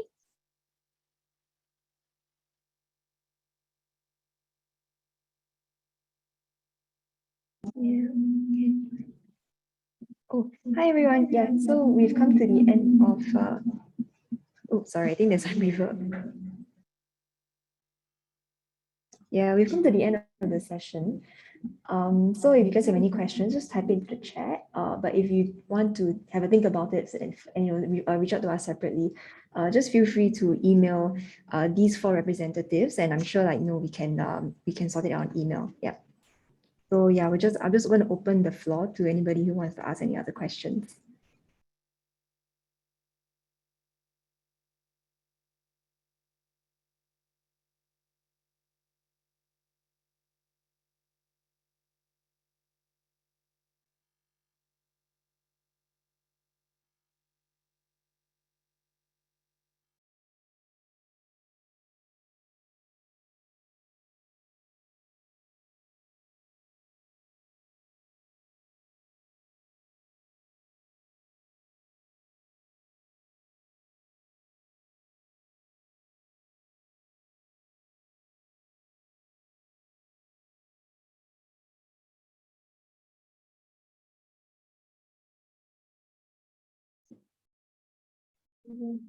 Yeah, so I think since there are no more questions, we will just circulate this deck to the attendees, and then the contacts are in there as well. So please feel free to just reach out to any of us.